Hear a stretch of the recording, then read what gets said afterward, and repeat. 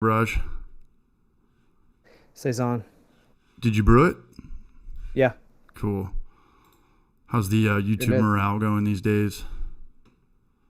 Well, these days I'm kind of focusing on like the same stuff I was talking about the last time we spoke, which is like the SEO type stuff I'm working on. Yeah, So you got that crazy light flickering in the background on your. yeah, when we turn it off, Do you see that on your yeah, digital it board? blinks. Yeah, I can turn it off. Do you want me to turn it off? Same difference either way. I think people are Would it be gonna. distracting? Uh, yes and no. Maybe not for me, but maybe for somebody else. But it's all Uh, good, man. Live your uh, life. no, I'll turn it off. Can everybody hear us? Is anybody in there?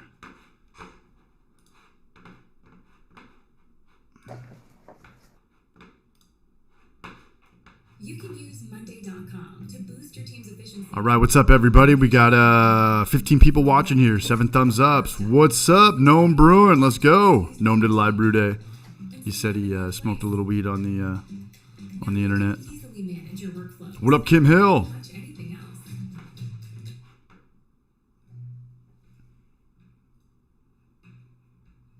Check one, check one, check one, check one. All right, what's up, everybody? We got 15 people watching here, 7 thumbs up. Do I have an echo? Is it coming through? What up, Brewing Bad? Let me go to input capture. Maybe let's go to that. I think we should be okay now. What up, Chris Vodka? What's up, you barrage? Check one, check one, check one, check one. Got like a 10-second delay on this. All Hear right. that sonar echo? Sounds like the. Okay, we're good, man. What's up, everybody? Sorry about last week. Had to take the week off. What's up, Sleep D? These things working. We got Kyle from Clawhammer Look, with I'm us gonna be tonight. honest. I don't really like beer that Yo, much. what's going on? Kyle, what's going on, man? What are you drinking tonight? I'm drinking a saison. Homebrew. Saison, homebrew, baby. Are we gonna Homebrew see saison here. video for this, or Yeah. are you guys still kind of chilling out? Nah, we don't have a video for this. But it was an unruly child, and it's grown up to be a fine young adult. Well, that's and cool I'm that- glad that. You guys are still brewing, even though you're not putting out content. I'm drinking straight Tito's Well- tonight. I'm trying to lose a little bit of weight. We brewed this one a while back.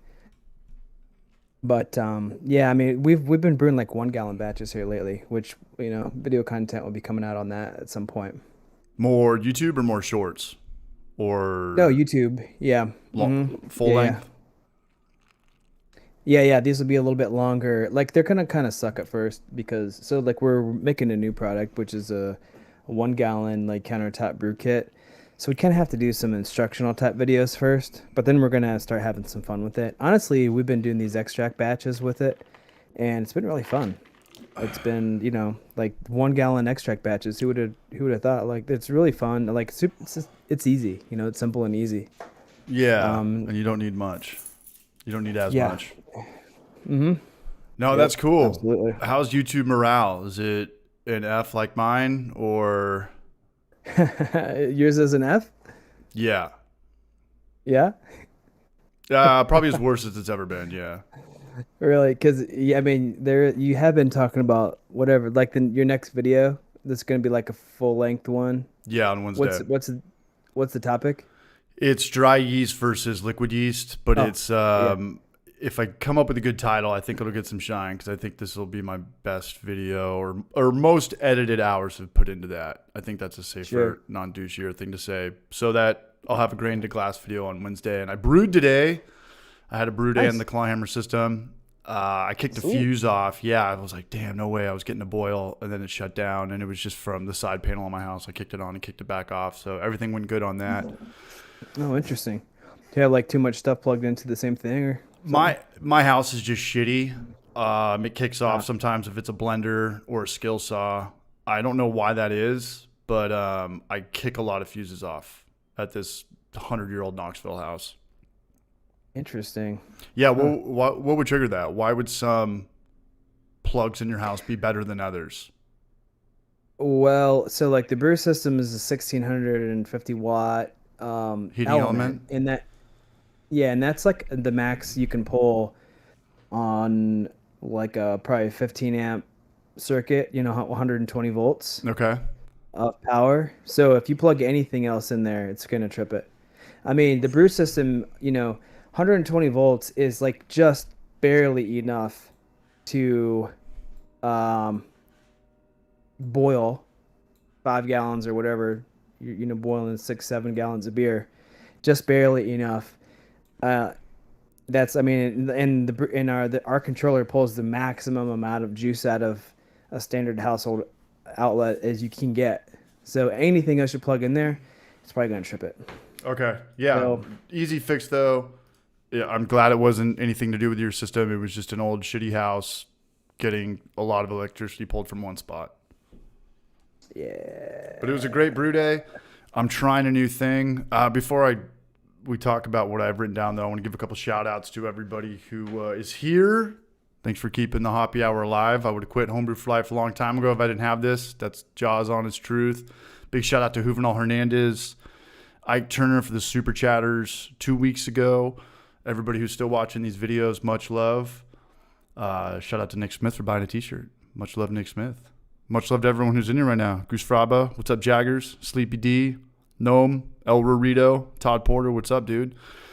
But I tried something today for the first time. I wanted to see if you could chill in a chest freezer. And I got scared and I kind of pulled back at the last second, just to rack your boil kettle into a corny keg. Obviously, you don't want to do a plastic fermenter for something like this.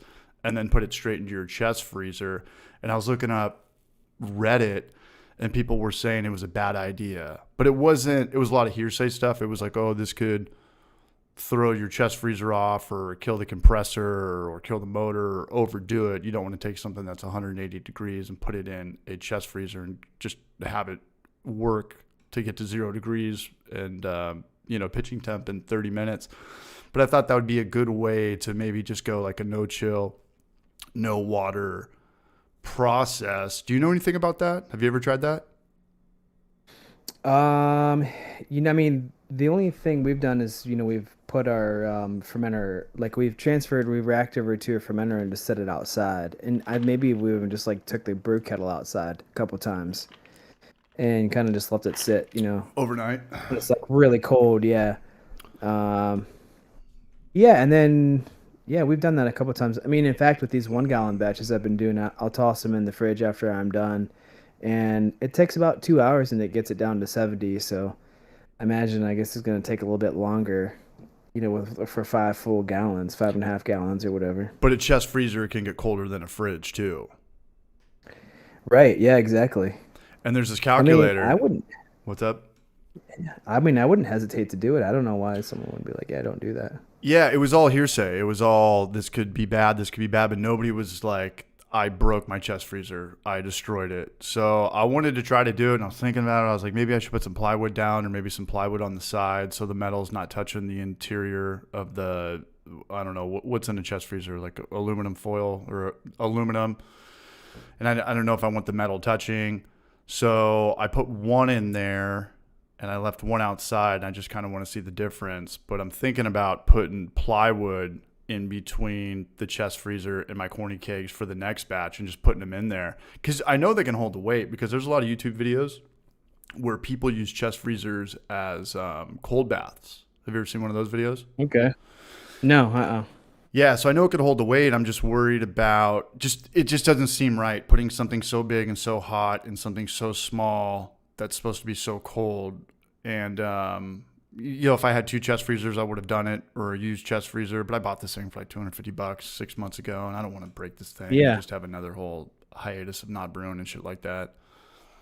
Hmm.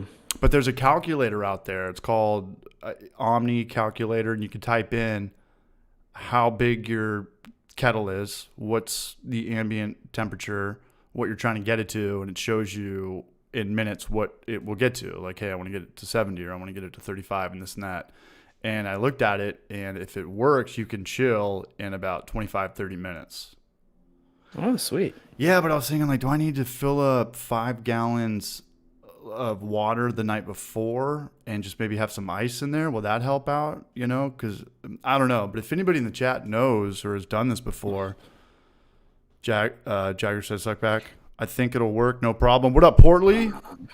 Look, I'm gonna be honest. I don't really like beer that much. I mean, this is gonna be like a radical idea, but I'll throw it out there anyway. What if you had like a plate chiller, and you hook that up to it? The one you brew gave me? system, like, at the end of the day. The one you got right. me a hose. Peter gave me a hose. Yeah. And it's like still 100 feet away from where I need it to be. But I Yeah, appreciate so that, bro. when Peter was in town, I was like, "Hey, dude, hey, before you go, I'm gonna go to the hardware store and I'm gonna buy a hose, and I want you to give it to CH." When you get there, and I totally forgot to do it. Hey, And then he's like, "Hey, man, what kind of hose do you think how long of a hose do you think he needs?" I say, "I don't know." I've been using it, brother.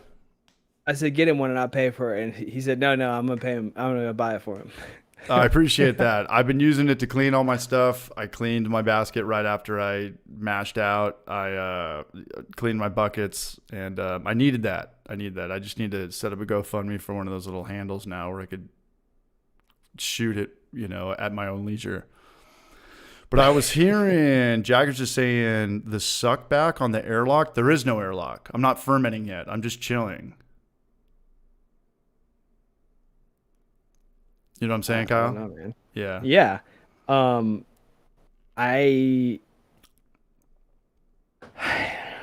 I guess that's an issue, but I mean, if you had a huge chest freezer, like ones where they store meat and stuff like that, it wouldn't be a problem. But if I've got a 5 cubic one, I mean, you have a bigger one. And that's something I regret. I mean, kind of, because my kitchen is so small. But if you could go back, if anybody's ever thinking about investing in a chest freezer, I'd get the one size up from the smallest one, the 7 cubic footer, because you can just get away with a lot more in there, especially if you're trying to ferment with I don't know, what are the fat chubby plastic ones, all like rounders and stuff like that. Or, yeah, it's just a lot yeah. better, because if you just have the one that I have, you can barely fit even that in there. Got it. Yeah. What up, Emmett? What's up, Braj? We got to get you and Emmett out here for a shitty fish taco video or something. Beer battered onion rings. Yeah, dude. 50 hours of my life yeah. for 10 YouTube ad revenue bucks. But so what are you guys doing these days? Tell us a little bit about where Clawhammer is, where they're at when they're not making videos. What are you guys doing? Dude, you said Emmett's in the chat. Look no further. Yeah, there he is. What's up, Emmett? He says he's got. Look, I'm gonna be honest. I don't really like beer that much. Is he there? Is he gonna pop out? Get over here! No, he's at his house. You had He's me at gotta go. onion rings. Let's go, baby. What's up, Emmett? He's got a lot of cats to feed at night, so he goes home. Sounds like me. Yeah, man. No, we've been working on this keg project. It's ruining both of our lives. No, I'm just kidding. But it's been quite difficult to to get it wrapped up. And just when we thought we had it wrapped up, we kind of ran into another snag, and we've been working through that. I don't think it's actually going to be an issue, but we have to make sure, like we're wanting to make sure like this thing is safe for everybody. Is it still the pressure relief valve, or are you guys doing more things to it? No, we're doing more stuff. So like, for example, so like this, here's our tri-clamp that we made. This is just a prototype. Actually here's a metal tool that we made, which is part of the system as well. Once we had all this stuff made, like this tri-clamp, you can only put this on our keg, and you can only seal our keg with this tri-clamp. And I don't know if you can see, but there's like a little notch cut out of this clamp, and the 4-inch has a bigger notch cut out of it, which is right here. This has like a really big notch cut out of it. I don't know if you can see that. Yeah, we can. Yeah, so we made these clamps, and we're like, hey, you know what? We better make sure that these clamps are going to be strong enough for the max pressure, because we have to take a material out. We added material, but still we need to figure that out. So we hired some engineers to do some modeling of the keg, and they're like, hey, good news. The clamp is plenty strong enough. Bad news. The entire keg, like the body, is not. rated for 60 psi. We're like, what the hell are you Damn. talking about? They should be rated for 90, and the manufacturer that we're working with on those claims that they could be good up to 120. Like a corny So, keg. yeah, exactly. I mean, it is, it's essentially just a corny keg. It's just a different, But the well, it's Pepsi ones that stainless, we have think, are all regulated up to 120 psi. I never understood how they had such a high regulation. Was it grandfathered in back in the day? It would have been much stricter guidelines nowadays because nothing is regulated homebrew wise to 120 psi these days. yeah, you mean like rated to 120 psi. So yeah, that's just a function of like what's the shape of the keg, what material is it made out of, how hard is the metal, and what is the thickness of the metal. So our metal's like a millimeter and it's stainless steel, and it's got some weird bends in it. That's the thing. It does have some weird bends, like on the bottom. There are some pretty sharp bends. It looks like a pop can essentially. But anyway, long story short, none of the engineers we were working with could really give us like a definitive answer. And the only like the thing they said was, hey, here's the thing. There's one way we can find out for sure how strong these kegs are.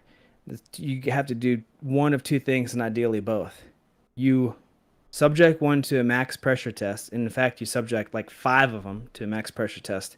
Literally blow them up I was just going to and ask see what that. see what pressure that happens at. And you can't just do one because you have to have, like Right, statistical a median. significance. It Yeah. has to be at least 5. So like you got to blow 5 of them up. And then also we have to like figure out how long we want there, how you think these things are going to be used, and then like what pressure they're going to be used at, and then how long will it take people to basically use them at that pressure. So like in other words, if they're rated to 60 psi, but you're only going to set it to 60 when you're quick carbing, but let's say you do that once a month for 20 years. How many Sure. cycles is that? So you have to figure out.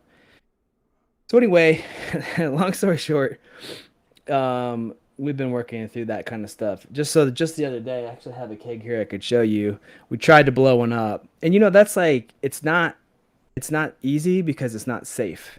Yeah, Like where would you can't- blow it up? Take it down to Yeah, a canyon or something? Yeah.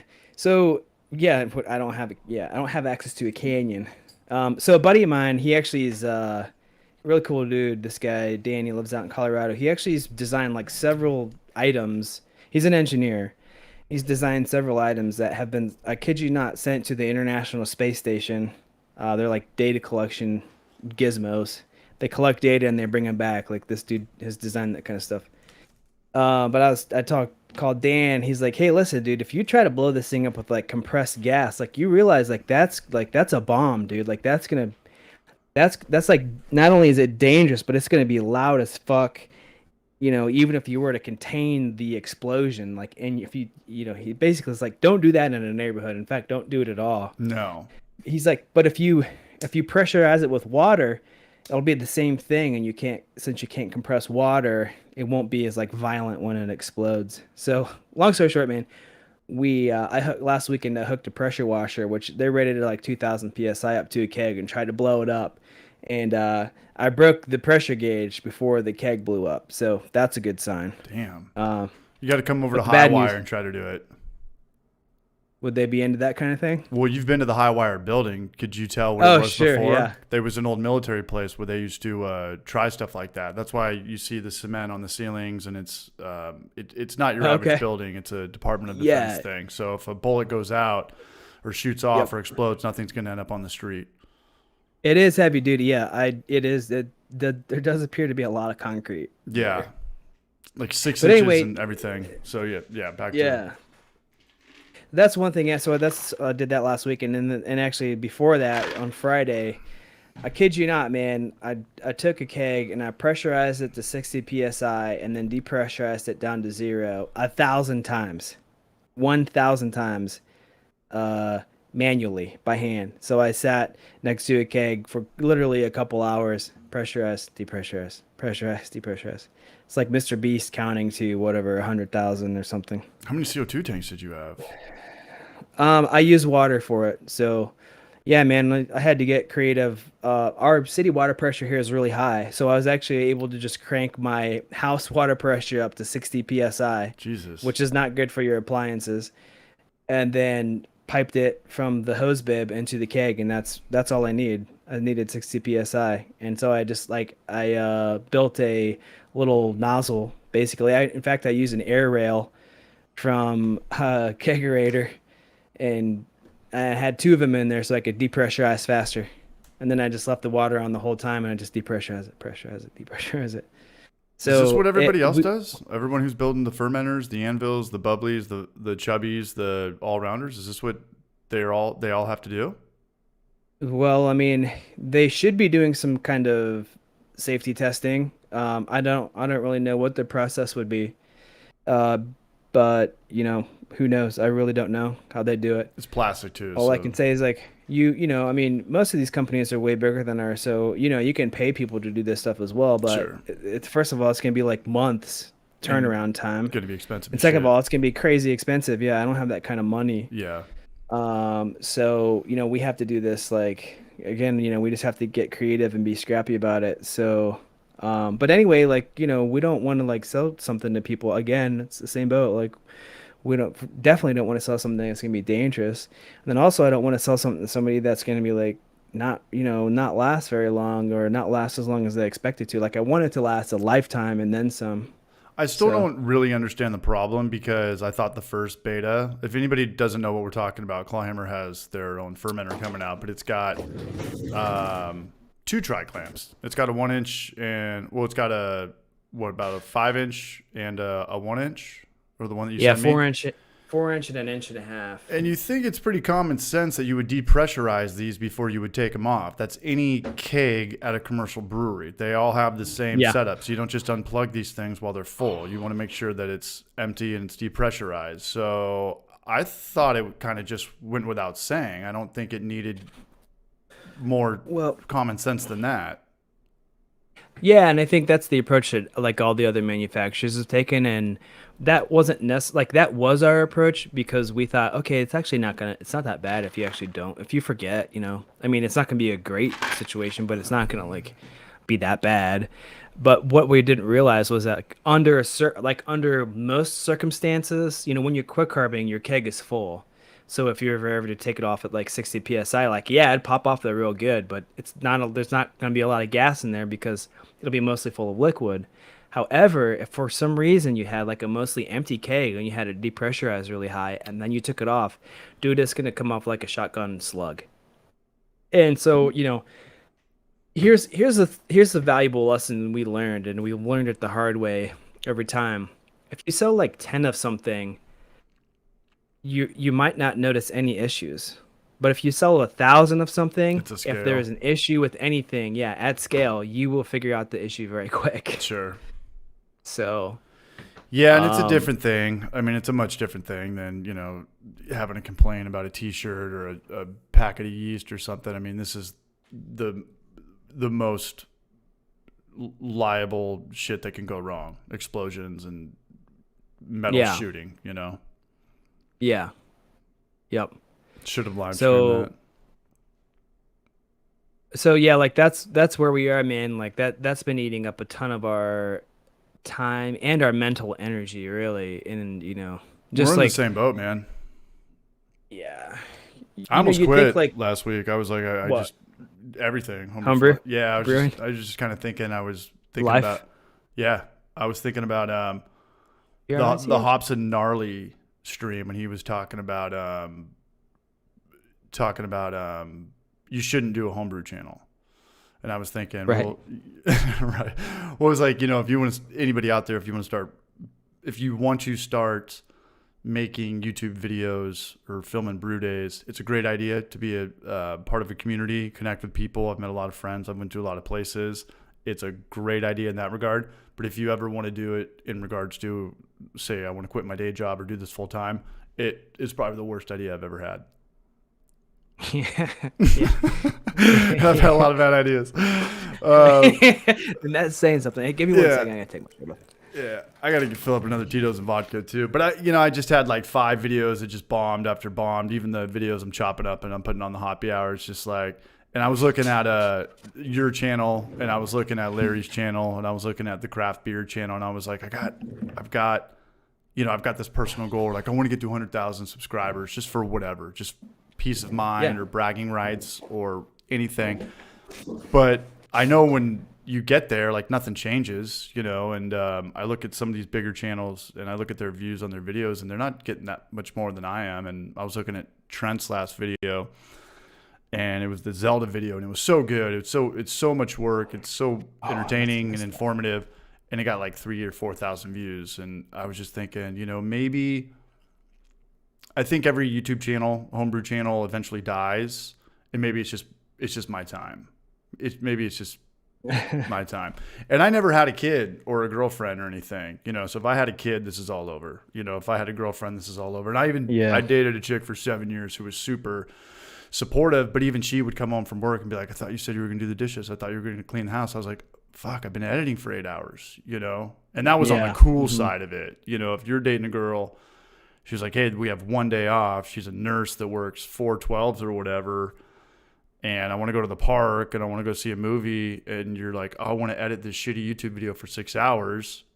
You can understand why this is probably not going to work out, So I was just thinking, and not like a bad thing, like maybe you should just quit your YouTube channel. Maybe life would be easier, like instead of having these weird thoughts that keep you up at night or, giving up your daytime and waking up and trying to make this next YouTube video and work so hard for something that's just not going to get views. It might just be worth it just to quit and maybe your life will be better. Your days off, when I'm grinding on YouTube videos, like I can't even get to the gym. I'm eating shitty or I'm not eating at all. So I was just kind of thinking about that. I was like, how many videos can you have that bomb before you're like, it's just time. It's just time to pull the plug on editing homebrewing videos.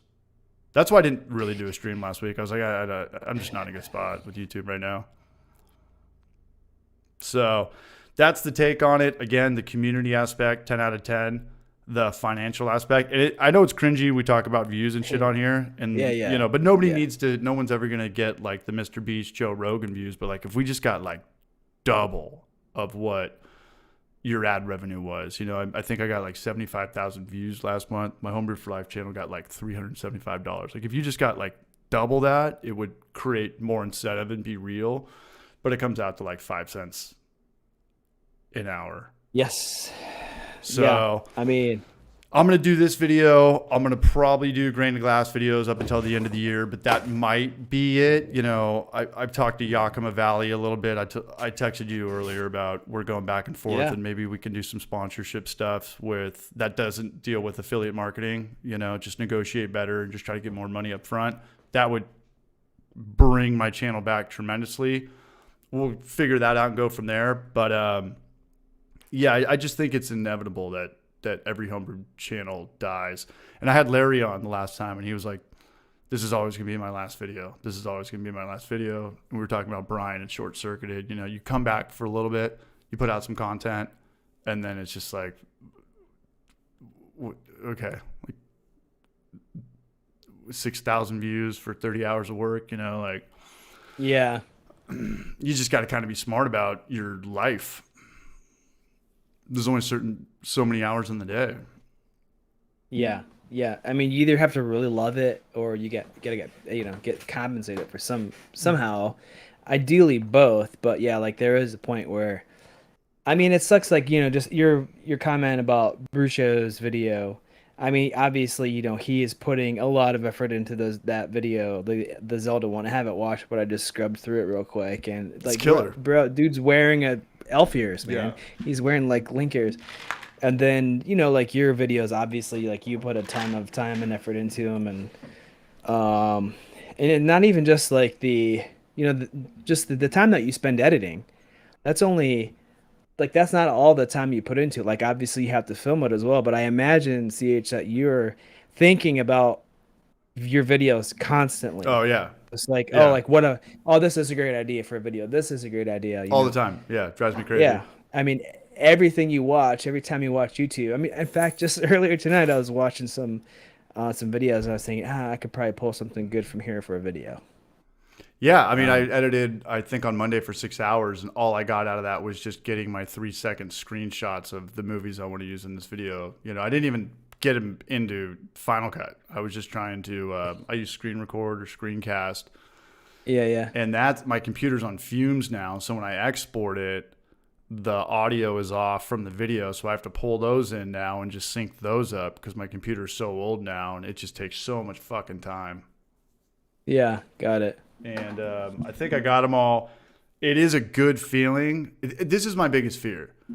Like I remember Peter came on from CHILLness and he was like, dude, I remember when I got 5,000 subscribers, I thought like, hello retirement, try to, quit this, we can move on.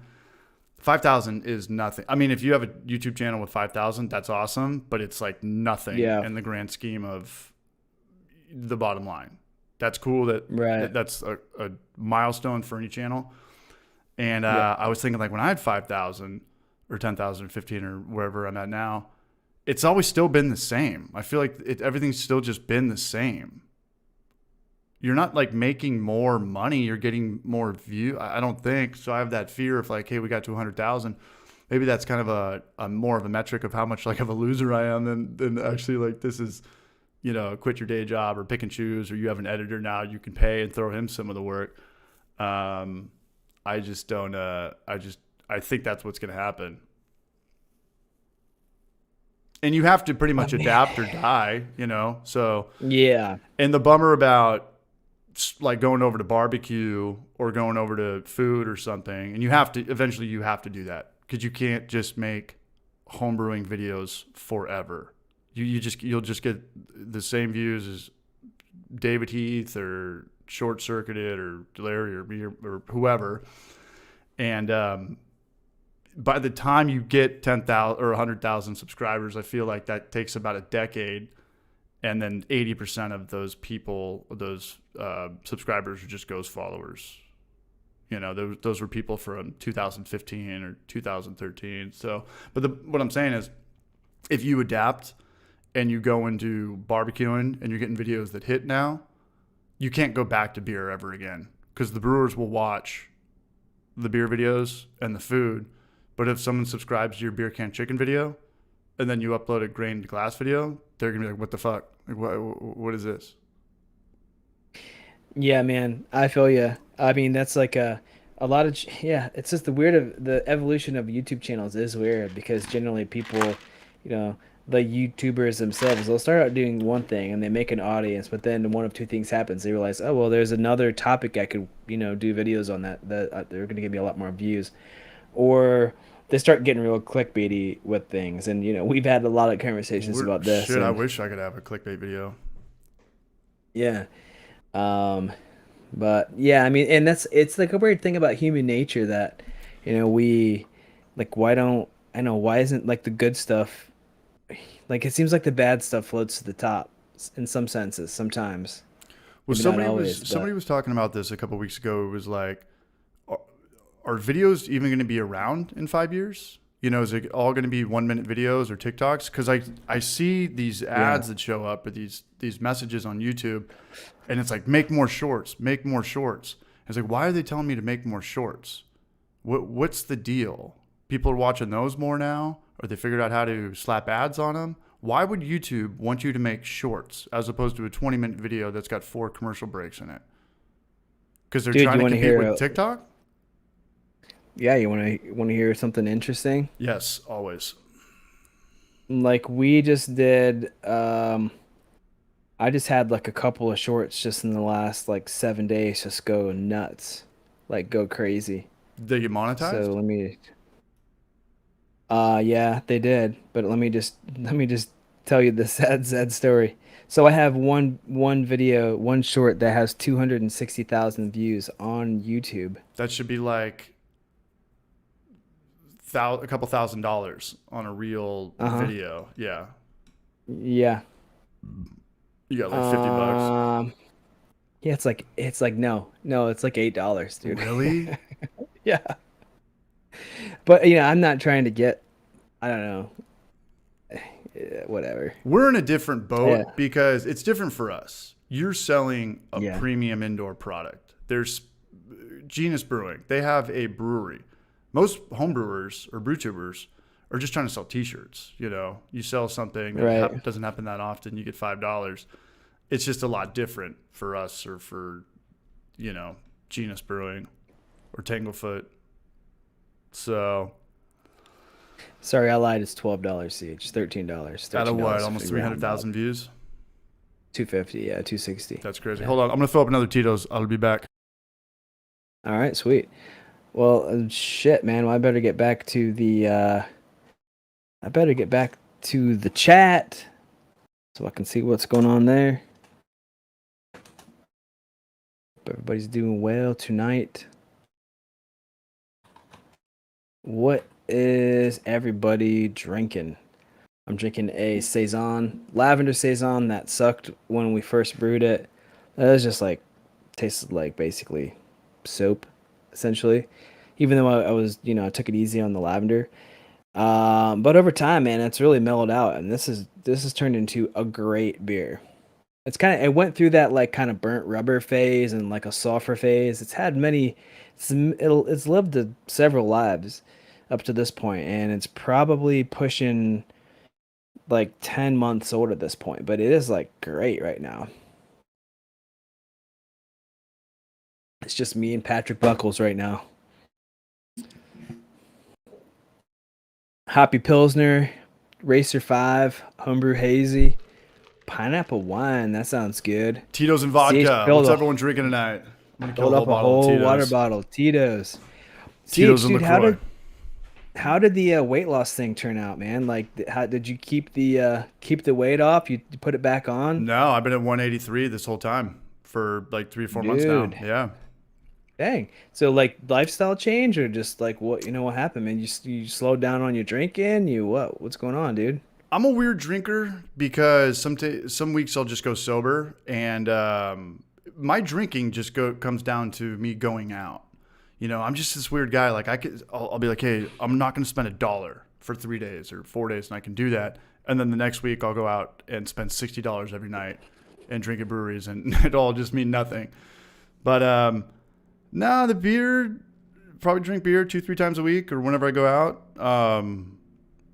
If anybody hits me up, we go out. Like I'm always just kind of a yes guy. But no, I go to the gym 3-4 times a week, 20 minutes on the Stairmaster, and that's just kind of my MO. I eat once a day. I think I just I cut breakfast out completely, and I just kind of do like a poor man's intermittent fasting. And it works. Just eat one giant meal at 5 o'clock. Eat whatever you want. Crush a burrito. Crush a whole thing of pasta. 3 top ramens. It's good to go. What do you eat, man? Like, what's your daily meal? It's the same thing or something different? Today I had a chicken burrito from La Herradura. Chicken burrito with guacamole. Just that at 6 o'clock. After I got This is a done brewing. Mexican restaurant, The or only Mexican food restaurant that would survive in San Diego. That's how bad they Why? are out here. They're bad. The Mexican food out here is Oh, like, got it. yeah, Okay, I see. Yeah. white cheese and shit. It's just whack. Yeah. Yeah. Dang, man. No, but Why do you think that is? because there's not one good Mexican food that's really pushed everything. You know, you just need one good brewery or one good burger joint or barbecue joint Yeah. to come in, and then everyone else kind of gets their shit together. There's just never really been that. And when it comes out here, they're going to make buku bucks. Mm-hmm. And they'll So have, are there like a lot of Mexican restaurants? Is that like the thing in San Diego? yeah, they're on every corner. Really? Got it. Yeah. Like taco shops or like, like street taco type stuff, or sit down joints or You sit down, but there's not like a waiter or waitress. Typically those aren't as good. And they're probably a chain, like Acapulco or some Tex-Mex thing. Like free how chips do you and get salsa. your so you have to like order it, then you sit down and they You bring just it sit to you or down, something looks like a little like donut shop vibe, little coffee shop, but it's Got it. Mexican food. Yeah. Dude, and so you eat the same burrito every day, or are you mixing it up? Yeah, pretty much a guacamole and chicken burrito every day. Every single day. Guac is guac and chicken, man. He knows what he likes. Yeah, sometimes I get carne asada, but no, I mean I'm not a stoner for one, so I don't eat like the late night meal. That's what makes people fat. Is when you eat at midnight and then go to bed. I never Yeah. eat. I hate breakfast. I think breakfast, it never made sense. Just get really full and then go to work for 8 hours. Yeah. Right. I got to the point where if I had a big lunch, it would make me have to take a nap. And I was never Yeah, sure. like, Yeah. I have to, I was always, let's not eat until we're hungry. Some people are just like, hey, I'm bored. Let's go eat. And I kind of used to be like that, but don't eat food until you're really hungry. Yeah. I feel you, man. I kind of am on a similar schedule. I don't eat breakfast usually, but I eat lunch at Chipotle every day. Dude, I discovered that you can order Chipotle on your phone with just like I love one Chipotle. click of a button. Yeah, one click order and then go pick it up. It's ready in like 10 minutes. And dude, it's the best thing ever, man. You're going to Don't be have proud of me think right about now. I just cashed out some credit card points. Guess what I got? it. Okay. Check this out. Chipotle gift card. Yeah, I got a 30 and a 20.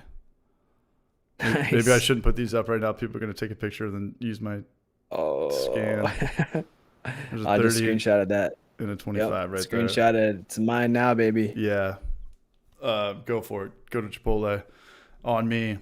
But no, and I'm not trying to bitch and complain about not getting views. Like I know we didn't know what we were getting into. I think when we started putting out brewing tutorials, we always thought like, oh, it's going to go up. It's going to go up. It's going to go up. But looking back, it was never there to begin with. The demographic, the audience, like it was just never there at all. And I never looked at my analytics. I didn't know that there was no girls. I didn't know that you've got no young people, 0 people under 25 for the most part. And I don't know. Like I think if you took your video content with the personalities, especially when Ross was there, and you started a cooking channel, I think you'd have 1 million subscribers, or at least 500,000. You ever think about that? Do you want to hear it? Well, I mean, we did we did a couple cooking videos, but yeah, they were very low effort, and potentially, I feel you. That's probably. Or anything, but you know the thing about anything. If you wanted to do a DIY channel or a gardening channel or a green thumb channel or a sous vide channel, it would be way bigger than anything you're doing Probably. now. Yeah. No, I know it would Yeah, be. probably. Yeah. Yeah, I mean, Ross, though, I don't know if he would have wanted to do that. He's really into beer. He loves making videos too. And, like almost every video we ever did with Ross would just stop by, on his bike on his way to work and be like, yo, homies, what's going on? What are you doing tomorrow? You want to brew a beer? Like a Okay, sitcom. And, yeah, it really was. And so, like, it was sort of like Ross, funny enough, he kind of dictated our schedule in a sense for a long time. But yeah, he's gone. He's out in Colorado. I just sent him a brew system though, so hopefully The 1 gallon he's or gonna be the brewing on. 10 Now gallon? send him a 10er. Hell yeah, Send him a man. 10er. Right on. What up, the Brew Show? What's up, Sparge Brewer? Brew show, man. I Beer haven't Quaz, seen what's your up, new Raj? video, but I hear it's cool. It's all about the passion. It's all about the passion, but it's also kind of all about your life too. Anyone else drinking liquor tonight? I'm drinking straight Tito's. Liquor doesn't sound like a horrible idea. Yeast in the barrage. It's not a great idea, but So when you guys knock the fermenter thing out of the park, get it going, are you going to go back to consistent uploads? yeah, we will move back to brewing. 2 things need to happen. Number 1, we need to fix this fermenter issue. And, that's like my number 1 priority because, first of all, I have a shitload of fermenters sitting in the warehouse that some people have paid for and they're waiting for them. Ooh. Like That we did sucks for pre-sale. both Of you course, guys. Yeah, that sucks on both ends. yeah, and we offer, like, if you're in the chat and you bought one, if you don't want to wait any longer, just send us an email, let us know. We will gladly refund your money. But, we've sent out numerous emails saying, hey guys, we're still working on this, just let us know if you want a refund. And every time we do it, everyone's like, we'll wait as long as it takes because they're going to be awesome. And they are. But yeah, once we get that sorted out, and then, we're doing some like web SEO stuff right now. We'll get back to making videos for sure. Are you going to have a new Ross, or is it going to be you and Emmett? Or, I mean, do you put out a Craigslist ad? Hey, who wants to be on our YouTube channel? Yeah, Pay $50. you can't replace Ross. You got to get lucky with I finding don't- people. That's what I've learned. Yeah. Yeah, I don't know, man. I'm not really sure what it's gonna look like, but we definitely are gonna be, putting out videos again. But yeah, it's just I'll know One when foot it in front of happens, the I other. guess. Yeah, but it just some other things need to happen first. And unfortunately, like that's what like kind of like you're saying, you have a wife and a kid and or kids and a day job and other stuff going on in your life. You know, I have that too. Thankfully, I'm lucky enough that this is actually my full-time job, but still, man, like there is so much crap that needs to be done on a daily basis. Like it's maddening and it's kind of at a point it's like it's just infuriating. For sure. I mean, I don't know. So like 99% of the time I love owning my own business, but 1% of the time I think, man, I wish I had just a boss or like Steady a paycheck. teammate I could pass, yeah, a Yeah. steady paycheck, Yeah. pass this stuff on to somebody else. And thankfully Emmett's the man. He takes care of so much stuff and definitely everything I don't want to do and much, much more. But yeah, at some point we'll get back to it. So No, I look forward to it. I feel like everyone's kind of on a hiatus except for the Brew Show. Portly's it kind of back. seems, yeah, Apartment Steve's always putting out content. It's been a minute for yeah. elementary. Been a minute for a lot of people. But I get it. Like I was saying earlier, like if you just stop making YouTube homebrewing videos, I get it. I think it's probably the worst from a financial aspect. I think it's the worst thing, like topic you could get into on YouTube, and I look at so many YouTube channels and I'm like, dude, these guys are literally just putting out content daily. Like even outside of like the podcast and then chopping that up and stuff like that. Obviously that's the easiest thing to put out. But I watched the Major League Baseball channel or the commentator John Boy, or people that Oh, just dude, I'm into that. Yeah. I don't even like baseball, and I'm into it. Yeah. He's got the best content ever. He takes plays. Typically, it's like a bad call or this and that, and he just does his own commentary and puts it over. It's like, dude, you could probably make 5 videos a day. Like, I'm so jealous of how effortless it is for you to put this content out. And he's been doing what everyone's been doing since the beginning of time, right? Like Ridiculousness or Bob Saget's show, America's Funniest Home Videos. You're taking other people's footage and you're putting your voice over it, and then you have your whole show now. You have your whole new shtick. Yeah. Okay. Yes, and yeah, I get it, but I mean, here's the thing. Even just for us to make like a 30-second short, it takes a lot of fucking time, man. It takes a lot of time and effort. And so, yeah, you're using other people's footage, but then you gotta like find the footage and so this is kind of crazy.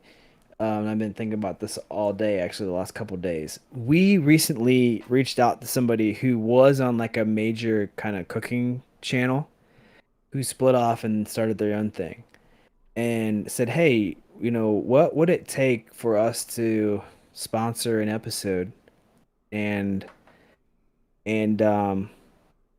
get featured on your channel?" And this is a brand new channel, even though the person was on a different channel before.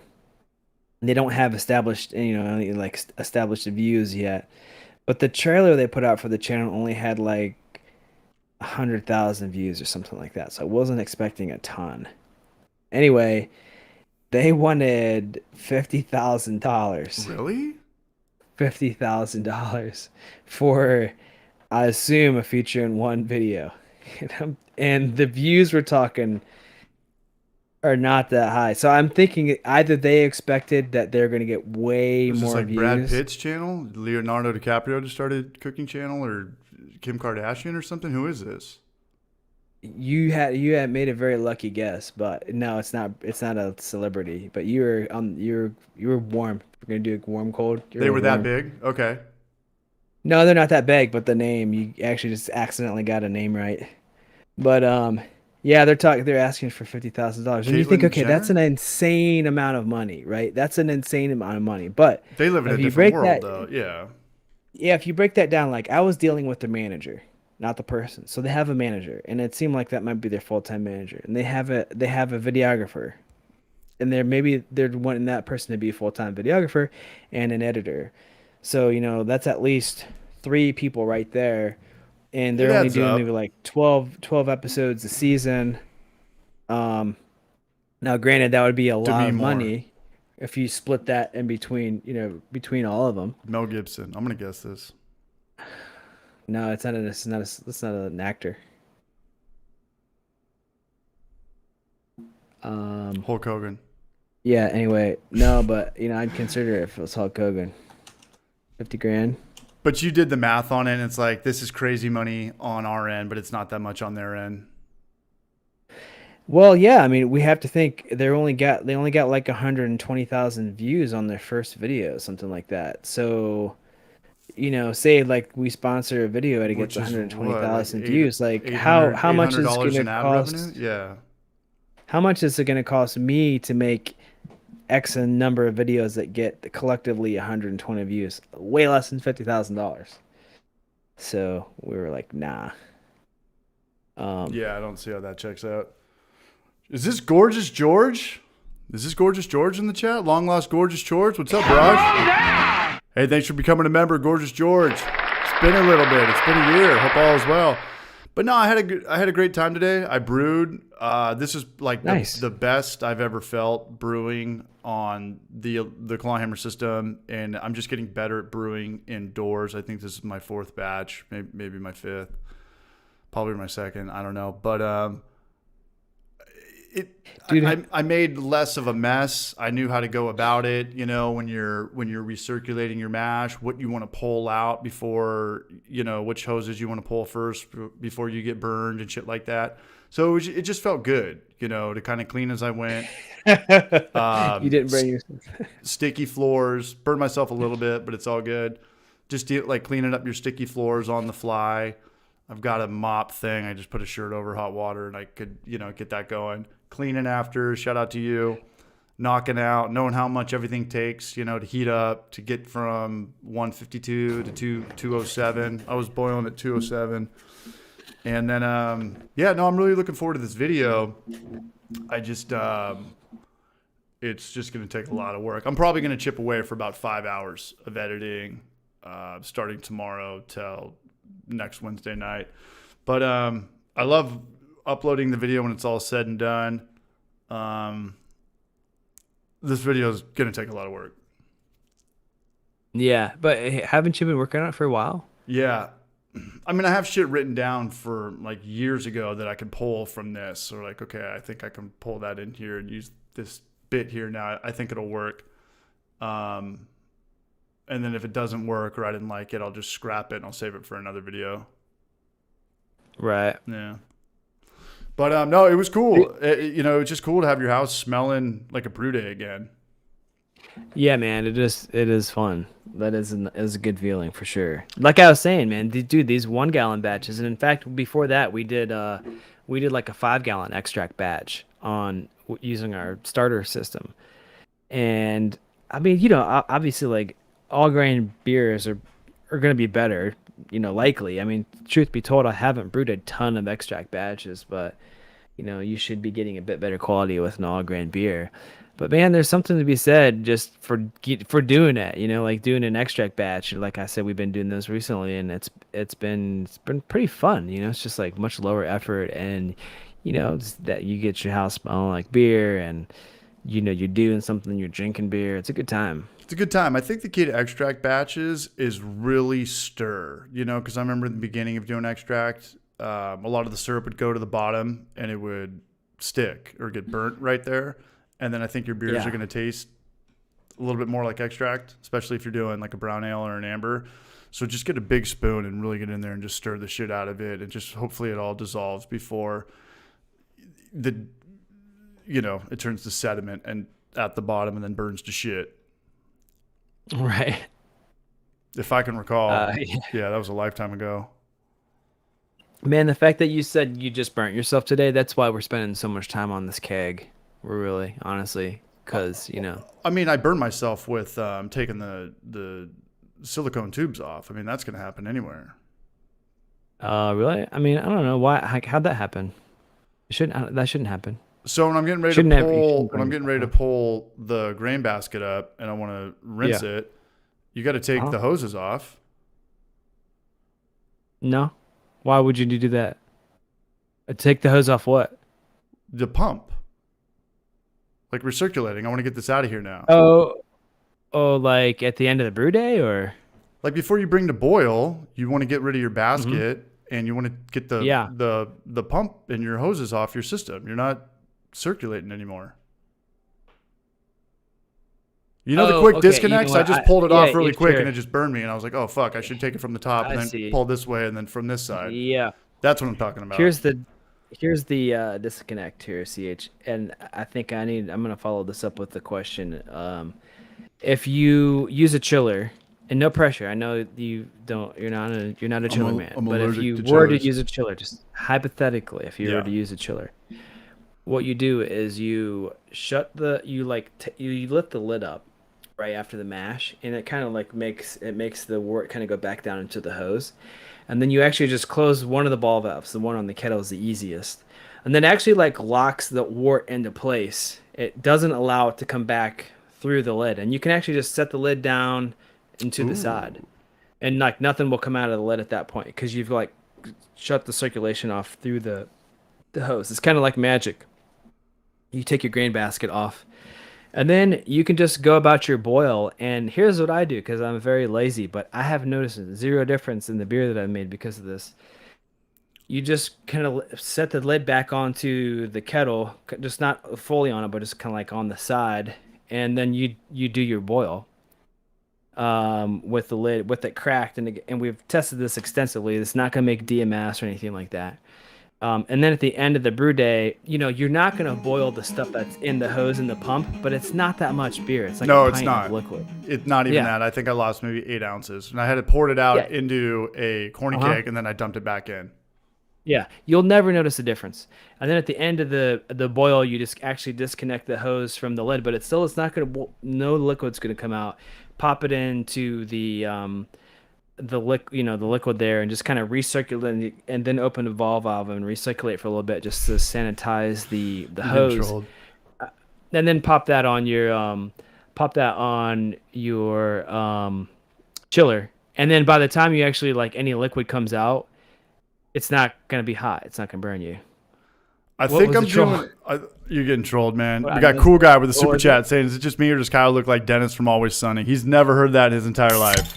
Not even that one time. Back off. Yeah. You know how I know that a new season of It's Always Sunny is out? You getting trolled on your YouTube? I hear it nonstop. Yeah. Shout out to Cool Guy, man. Cheers, Braj. I literally had a chick take a picture of me at a restaurant once. She's like, I want to tell my boyfriend I'm here with Dennis. Charge her money. Be like, shit, man. Or create a fake cameo and say you are that guy. Right. Charge $75. Yeah. Yo, what's up? It's Kyle. Dennis from Always Sunny. Happy birthday. All your friends secretly hate you. Checks in the mail. Anyway, dude, CH, let me know how long of a hose you need. I will Amazon Prime that to you tomorrow. Just give me a length, man. Give me a number. 150 feet. Okay, done. You've been to my house. Remember when we were out? I don't know where your hose. Yeah, you do. Remember when we went out in my back? Where is it? Remember we were talking about where, like, building a shed or something, and you were saying you can't do that because on existing property lines or something, if something gets demoed, you can't rebuild that. That's where the hose is. Yeah. Okay, here's what I'm gonna do. Set up a GoFundMe. I'm gonna come to Knoxville, and we're gonna shoot a video. We're gonna shoot a cooking video. We're gonna shoot mac and cheese. We're gonna make mac and cheese, pickled onions, mac and cheese. Yeah. And we're gonna shoot a video on how to install a hose bib under your sink. I'm super down for that. Yeah, I'll pay you $50,000. I'll give you that $50,000. Okay. Yeah, I'm in. Yeah, that $50,000 is gonna get to one of us. I live after the stream. I could be there shortly after midnight. I'm super down for that, and I think that's what Alias does. But we're gonna get underneath my house, and we're gonna have it. No, we don't even have to do that. We don't have to do that. Okay. No, we're gonna do this. Just get under the sink. What up, Genus? And yeah. Okay, we'll do that. We'll do a grain to glass video. Yeah, and if the thing works out with Yakima Valley, we're talking about maybe doing a sponsorship, and I will. That'll solve all of my problems. If this works out, just like if they make it real and they want to send me stuff, and we could do a little sponsorship, kind of like how the Craft Beer channel does, where they pretty much give their sponsors, they talk about the video and then they show their sponsors. Something like that, right? They're not getting affiliate marketing. Like, they're getting money straight up for that. Smart guys. Smart move. Way bigger than anything you're ever going to get from the ad revenue and stuff like that. But no, I mean, that'll make it real, and then I will have to do a grain of glass video once a month. Yeah. And I should be doing that anyways. So today was cool. It was a good brew day. What do you do with your 120 element? What's the best way to clean that? Because I was trying to just turn my water up to 130 degrees, hit it with some OxyClean and recirculate that through. It got the majority of it, but not the shit that's like inside, you know? So like the element is kind of on top of each other like that with the two barbs or the two lanes. How do you get in between there? Yeah. Well, how long did you leave the PBW in there? Maybe half an hour. Do I need to bring it to a boil? And it was only 130. No, definitely don't do the boil. Don't do the boil. Because that'll that'll vaporize it. You'll know if you boil it, because it's like you'll start coughing because you breathe the PBW in. Ooh. Okay, bad idea. Yeah, that's not a good thing. Yeah, that's why we're here. That's why we're talking about it. Man. Shit. I do like Homebrew for Life. Is he selling out? I wish I could sell out. I wish in 1,000 dreams every night in Technicolor. I wish I could sell out. If it makes CH a G2G monthly, I'll buy us hops. No, it's just instead of most people, if the Orioles lose, I'll buy a Clawhammer a beer. Cool guy. Much love, man. Thanks for that super chat. You come to Knoxville too. What are we talking about? Everybody wants to do affiliate marketing. Everybody that has reaches out to you.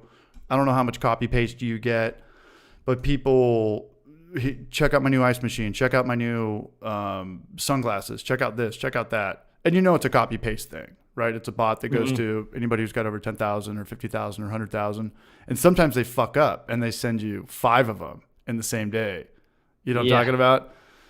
Yeah. And they try to change the emails up like a little bit. I'm like, you guys are the same company. But they all want to do affiliate marketing. And that's like, what?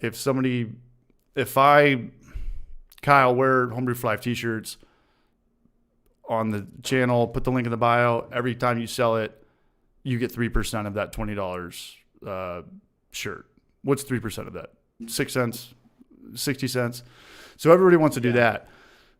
But you got to just kind of negotiate better and be like, we just can't do that. We just need money up front. And it's better for everybody, because for an affiliate marketing thing, you're probably going to give them a shout out. You know, the way we talk about Amazon, like, oh, here's a quick disconnect, link in bio. But if someone wants to give you, say, $1,000, you're going to make that video about that, right? Like, it's not just going to be a shout out. You're going to have B-roll of Northern Brewer or More Beer or Yakima talk about their sales or what's going on, their deals or shipping, and then have them send you stuff and shoot the B-roll at your door with their logo. It's going to be way more of a video than you would just for like an affiliate market shout out. Here's a t-shirt, link in bio. Like, you're going to mold that video around that. So if that falls through, that would be big. That'd be really big for a small channel like mine. I mean, I think it's gonna work, dude. I think it'll work. And it's Yakima Valley. It's not like $1,000 Clawhammer system. No, I'm just kidding. I mean, everybody has to have hops, you know. It's not like, oh, I bought the shitty hops. Fuck these guys. CH's word means shit. You know, it's hops. It's I mean, dude, maybe grain. If you switch over to like Yakima Valley and buy all your hops from them, you know, it's a consumable, so people are going to keep coming back to you. I got no problem with that. Yakima Valley, like over and over and over again, yeah. And we use their hops a lot. So it's like, what is it? Yakima Valley and then YCH. That's different, right? They're 2 different companies, Yakima Valley and YCH. All I know is Yakima Valley, it's something like 80% of all the hops come from there. Maybe not that brand, but that region. Yeah. So I don't know if the other brand is up there as well. But everything comes from there. Nectar, all the grapes, all the wine, all the vino.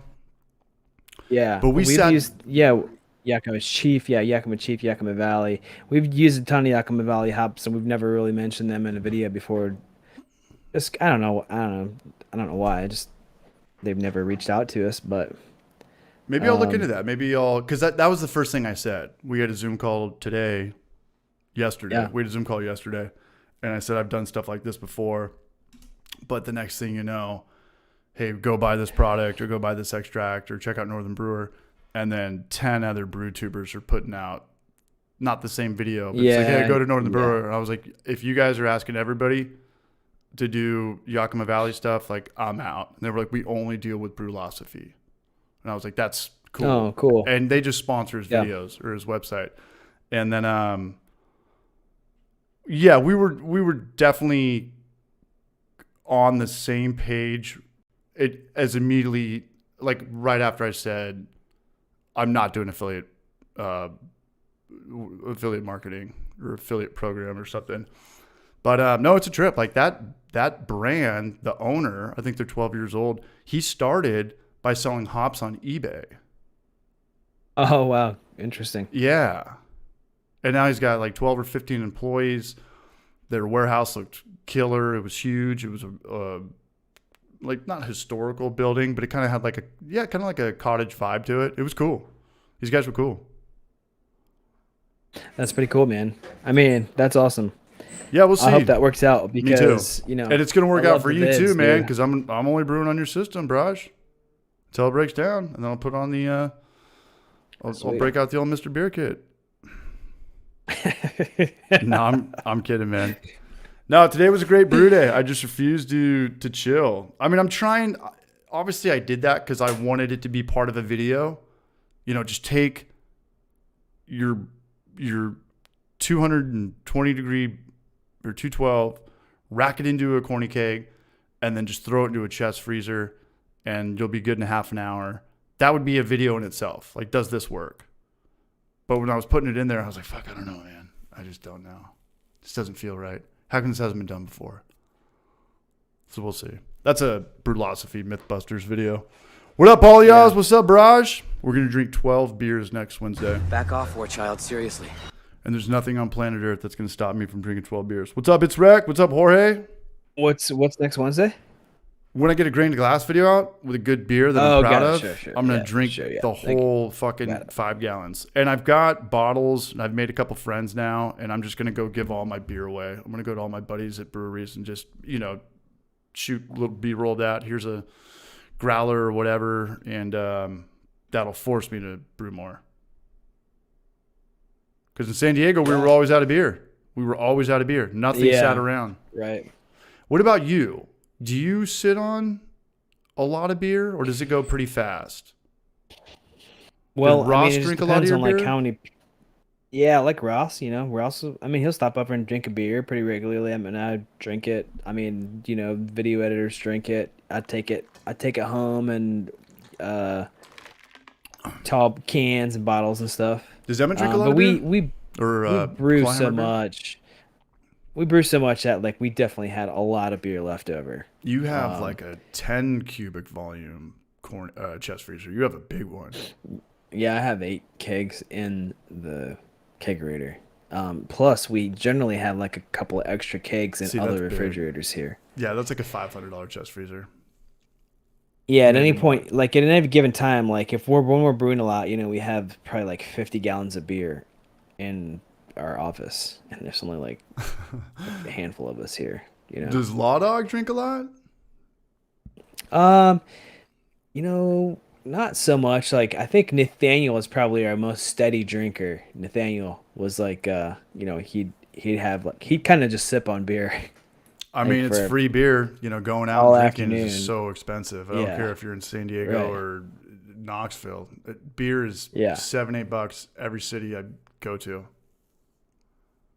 Dude, can we just talk about how expensive beer is at breweries? Like, and why is it so expensive? Why is a pint of beer at a brewery $8? It's the same price in Hawaii as it is in the South. It doesn't make sense.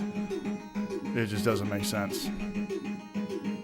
The Brew Show, much love, Braj. No, I'll be making videos. I'm making short rib videos till the cows come home to roost, baby. Much love, Brew Show. I'll see you in 3 weeks, man. I'll be in town 28th through the 4th.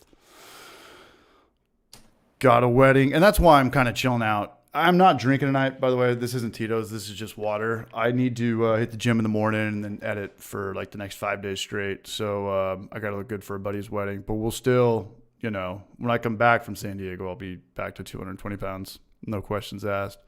San Diego's going to slap 50 pounds on me real fast. What's up, Patrick Buckles? Okay, we need to do some math here real quick, CH. On why beer is so expensive? Well, I feel like we may have just stumbled across like the scam of the century. It's because I'll tell you. Here's my take on why beer is so expensive. People travel from California or New York, and they come to places, and they're like, "Wow, the beer here is so cheap! Oh, I can't believe it. It's so cheap." So these breweries are like, "What do you mean cheap?" They're like, "Dude, it's alcohol. People will pay $8 a beer for this," and they bring the prices up, and some of the business owners are like, "Whoa, it's never going to happen. Your prices are too high." And the people that gambled and brought their prices up, people still go there. Bringing up the price, if you go out and drink beer and the prices get too high, there's a very small percentage of people that are going to be like, you know what? I'm not going to go out anymore. I'm just going to drink at home. Most people are still just going to go out. Okay, let's hear it. So you go to the grocery store, you buy a 6-pack. 72 ounces. How many ounces? 72 ounces. All right, yeah. So 72 ounces. Okay, so you go to a bar and you buy a beer. How much you get? Ounces? 16? 16. And a pint? Yeah, $10 for me with tip. So it's okay. Let's just say, so you're paying 6 times. No, say no. Let's tip. say no tip. Okay. Yeah. So $8. We're gonna do. So we'll do 72 ounces of beer at a bar. That's 4.5 beers times $8 a pint, which is not out of the question. Assuming you're just paying for yourself. $36. Right. $36. Yes. 4.5 pints. Yes. You buy the same amount of beer at a grocery store, and it can be the same exact beer. $14? Yeah. What the fuck? I wish I could stay at home and drink like my dad. You're paying more than double to drink the same beer at a bar, and they're not marking it up. I don't know. They're not losing like 40% off the top that the cut they have to give to the grocery store. Joke's on us. How is it so expensive at a bar? It should be less expensive at a bar. Yeah, but going out is fun as shit. Staying at home is not that fun. So you're paying for the experience, but like... Yes. Oh shit, my camera turned off. Kyle has left the chat. Can you still hear me though? Yeah, I can hear you. What happened, man? You not paying your bills? Law Dog's gonna switch the battery out. You're going off too much 4K, 128 frames per second for a Zoom call or a Discord call. What up, Juvenal Hernandez? Come on down.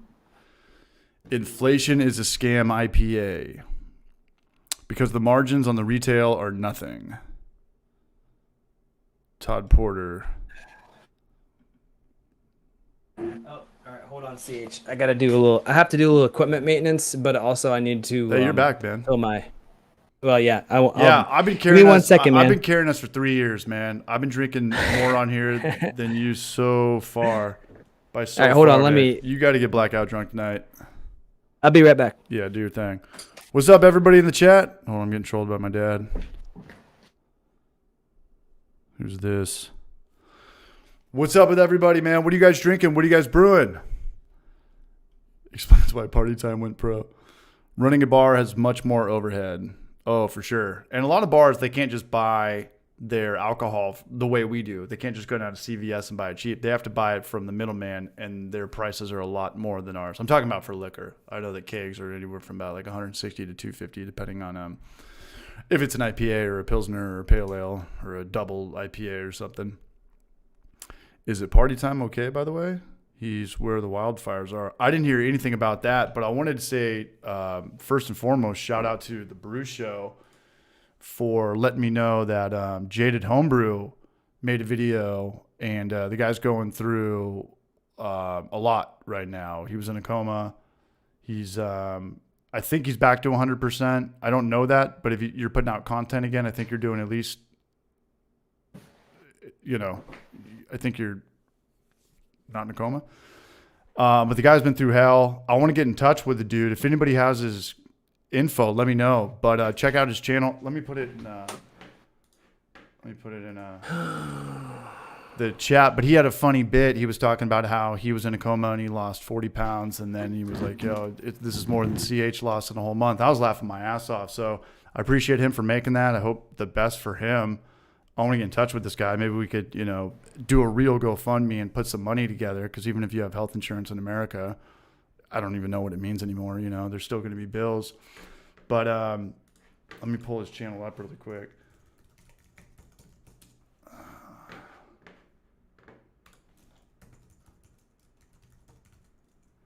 Maybe he's in here. What happened? Jaded Brewing, not Jaded Homebrew.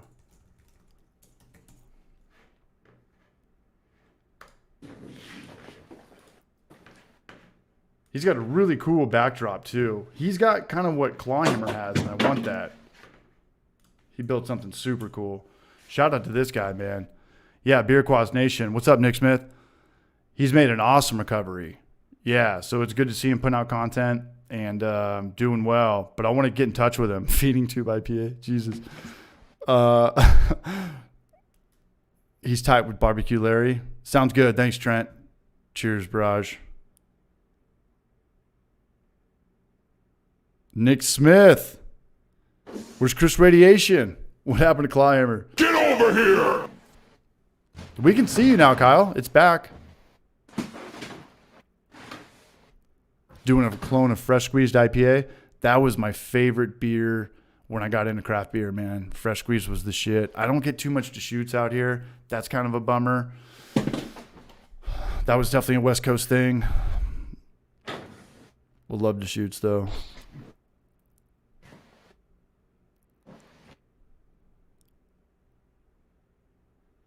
You can make 72 ounces at home for just over $3. What's up, Brewing Bad? I want to reach out to Party Time now, too. I didn't know anything what was going on. Kyle's going to blow it. He doesn't think the camera's on. We're rolling. But, no, I should have a video out next week. Had a great brew day today. Clawhammer system was great. I had a scare. I thought the system shut down, but I just blew a fuse. I had to go out back, kill it, turn it back on. It was good to go. I didn't have to blow Emmett up, talk a lot of shit, go on Yelp, hit him with a 1-star review, make a video about why you shouldn't buy it, and it was a great brew day. It was a great brew day. I just want to get some feedback if anybody's ever chilled their beer down that way, just putting it straight in a corny keg and then straight into a chest freezer. Because I need one of those chest freezers from Predator 2. That scene with Gary Busey. I need to put it in a big chest freezer like that. That's 0 degrees. I don't want to put it in a small one and break my new little $200 Home Depot piece of shit thing. Hey, Kyle, it's working, man. Barrage. 4 days until I get my poopy. I think you meant to say puppy. What's up, Sterling B? Bought some Fresh Squeeze when I made my clone for comparison. That's what you got to do. Drink it side by side. If you have a buddy that can come over, blindfold each other, and that's fun. That's what I'm talking about, Brew Show. Chilling is my least favorite part, too. And it would just speed up a brew day so much more if you could just do it the way that I want to do it, even though Kyle doesn't like that because he wants me to just play chiller. You got to save the whales. Even the CGI whales, the fake whales that jump over jetties from Free Willy. Kyle, you're live, bro. Kyle, let's shoot him a text.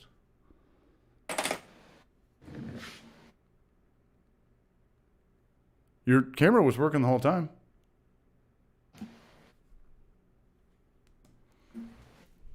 Kyle? Yo, man, can you hear me? Yeah, your camera was on the whole time. It was a different angle. Yeah, it's just a different camera. You might have a little bit of a delay, but it's all good. Give me something. Check 1. Yo, can you hear me? You're frozen now, but we can hear you.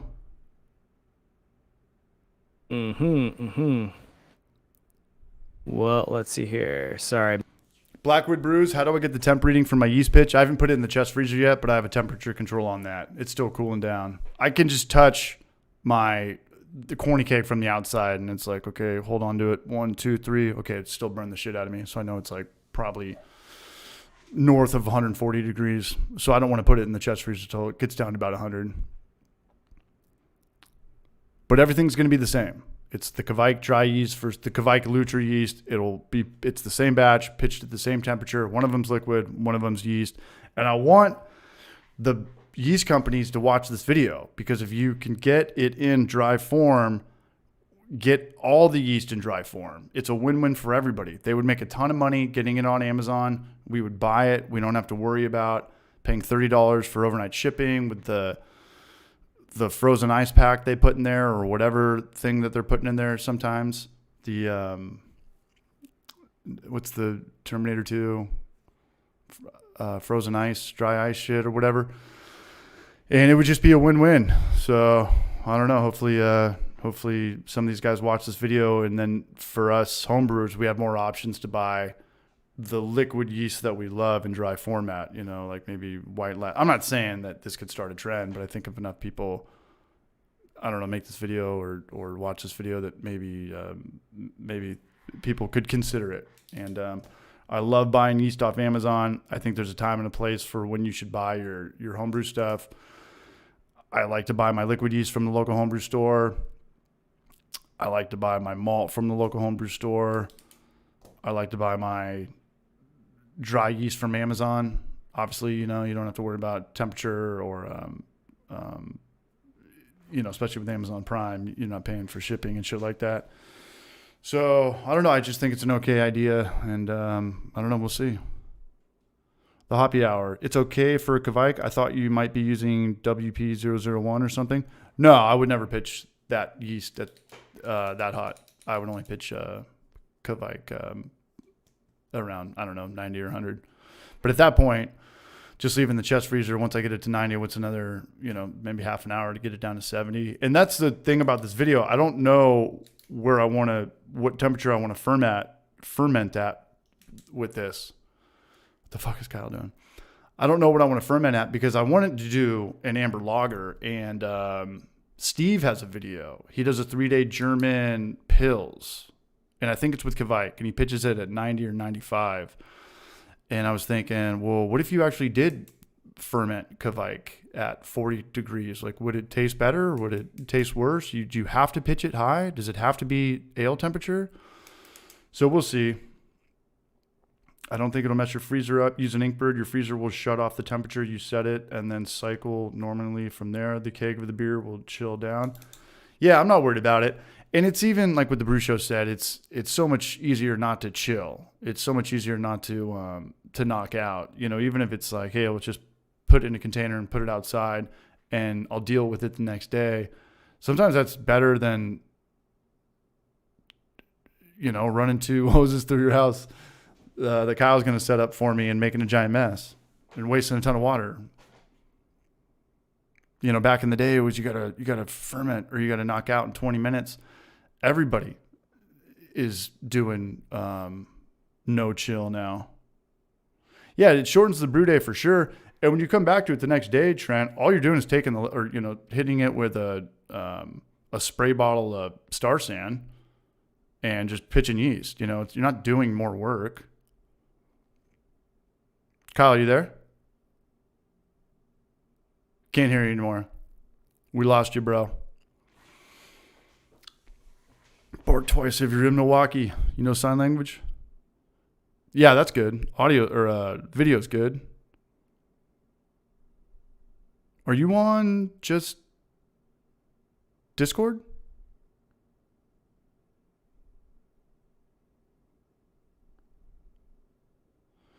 The only cool way to not chill is to do no chill. Shout out to East and the Beast. More Beers, my local homebrew store, so it doesn't count. Yeah, no, I get it. It's wrecked. Some people just don't have that local homebrew store, and it's kind of a Christmas miracle that any of them are still around, because they're not growing. I don't think. I think they're barely, breaking even. I hope I'm wrong, but if you've got one close by, I'd recommend supporting them. Where the hell is Dawson's Creek? Kyle. Still can't hear you. Let me try. Hello. Let me call him really quick.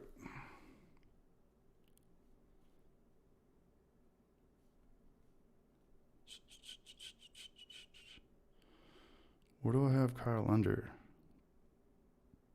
Dipshit. Super tool. I'm just kidding, Doug. I have him under Kyle Clamor.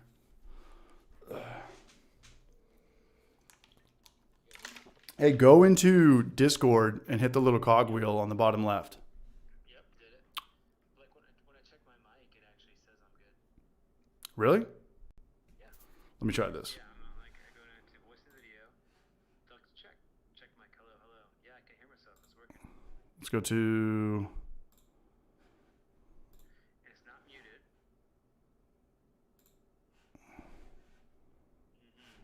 Let me try this. Like muting, unmuting.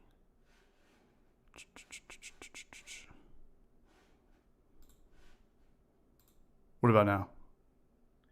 Yo, can you hear me? What about now? You got me? Still can't do it. No? Shit. Should we end the call and then you call me back? I just did that. Oh, did you? Yeah. What the fuck? Okay, let me try a different mic. It's not gonna, the audio is not gonna be as good though. It's 100% on your end. Alright, let me change the mic. Input device. Let's go. Wait, maybe... How about now? Oh, how about now? How about now? I think you're back. I just did that. Am I back? Yeah. Okay, hold on. One more thing. Wait. Now. I think you're back. How about now? Yeah? It's 100% on your end. Yeah, I think we're good. I think we're good. Yeah, I think so. I don't know what happened. Blackwood Brews. I was trying to figure out how you were get a accurate reading to pitch at a lower temp using the freezer. I have a spare chest freezer. I rather use that than the wort chiller. Love you, Blackwood Brews, but I have no idea what you just said. CH. What's up? What do we got? I got I think my rant was too hot for the camera. And What that's were we made it talking turn about? off. I was like, I was going on a rant about $50,000? how it costs so much money, how much more it costs to drink the same amount of beer at a brewery. It's more than double. Yeah. I got to chill out in June. Spent like $500 last week on just going out and eating deep fried food and buying rounds of beer. And you're talking about yourself, Kyle. Like if you're going on dates, taking a girl out, you're going to spend at least $150 if you both like craft beer. Yeah, that's too much, man. That's so much money. Glad I locked it down when I did, because in this economy, I couldn't afford to be a single man. You tip at 20%, and I'm industry, so I have to tip like 30 or 40%. Yeah, it's going out is my biggest expense besides my rent by far. But do you think that beer should be more expensive or less expensive at a brewery? I understand if you're like at a really cool bar and they're buying the beer from a brewery and then they're serving it at the bar, but I'm buying it from the people who are making it. No, I know. That's weird. Especially when you see the system and you look right over there, you're like, I can look where you made that. Like, it's 10 feet away. There was no middleman or delivery guys or... Yeah. And there's no markup. There's no like grocery store markup. They didn't have to take it anywhere. Like I had to go get it from the grocery store. And you had to take it there. Like I'm coming straight to you to get it. Yeah. I don't... Especially when like there's a lot of breweries, even in Knoxville, San Diego, their mug club is like $200 for the year, and you get the 20-ounce pour for the pint, and then you get $1 off or something. It's like you're going from $8 to $7, but I give you $200 for a year. How much beer do I need to drink to make this mug club worthwhile? You have to spend like $5,000 on beer. How many bar tabs do you need to get that $200 waived or to cancel out? I don't know, man. So what's the I game don't plan? know. Go just find the bars that are where beers are still $3-4 because they are out there, but typically people are like smoking cigarettes inside of those, at least in Knoxville. Here, let me comment on this What do we got?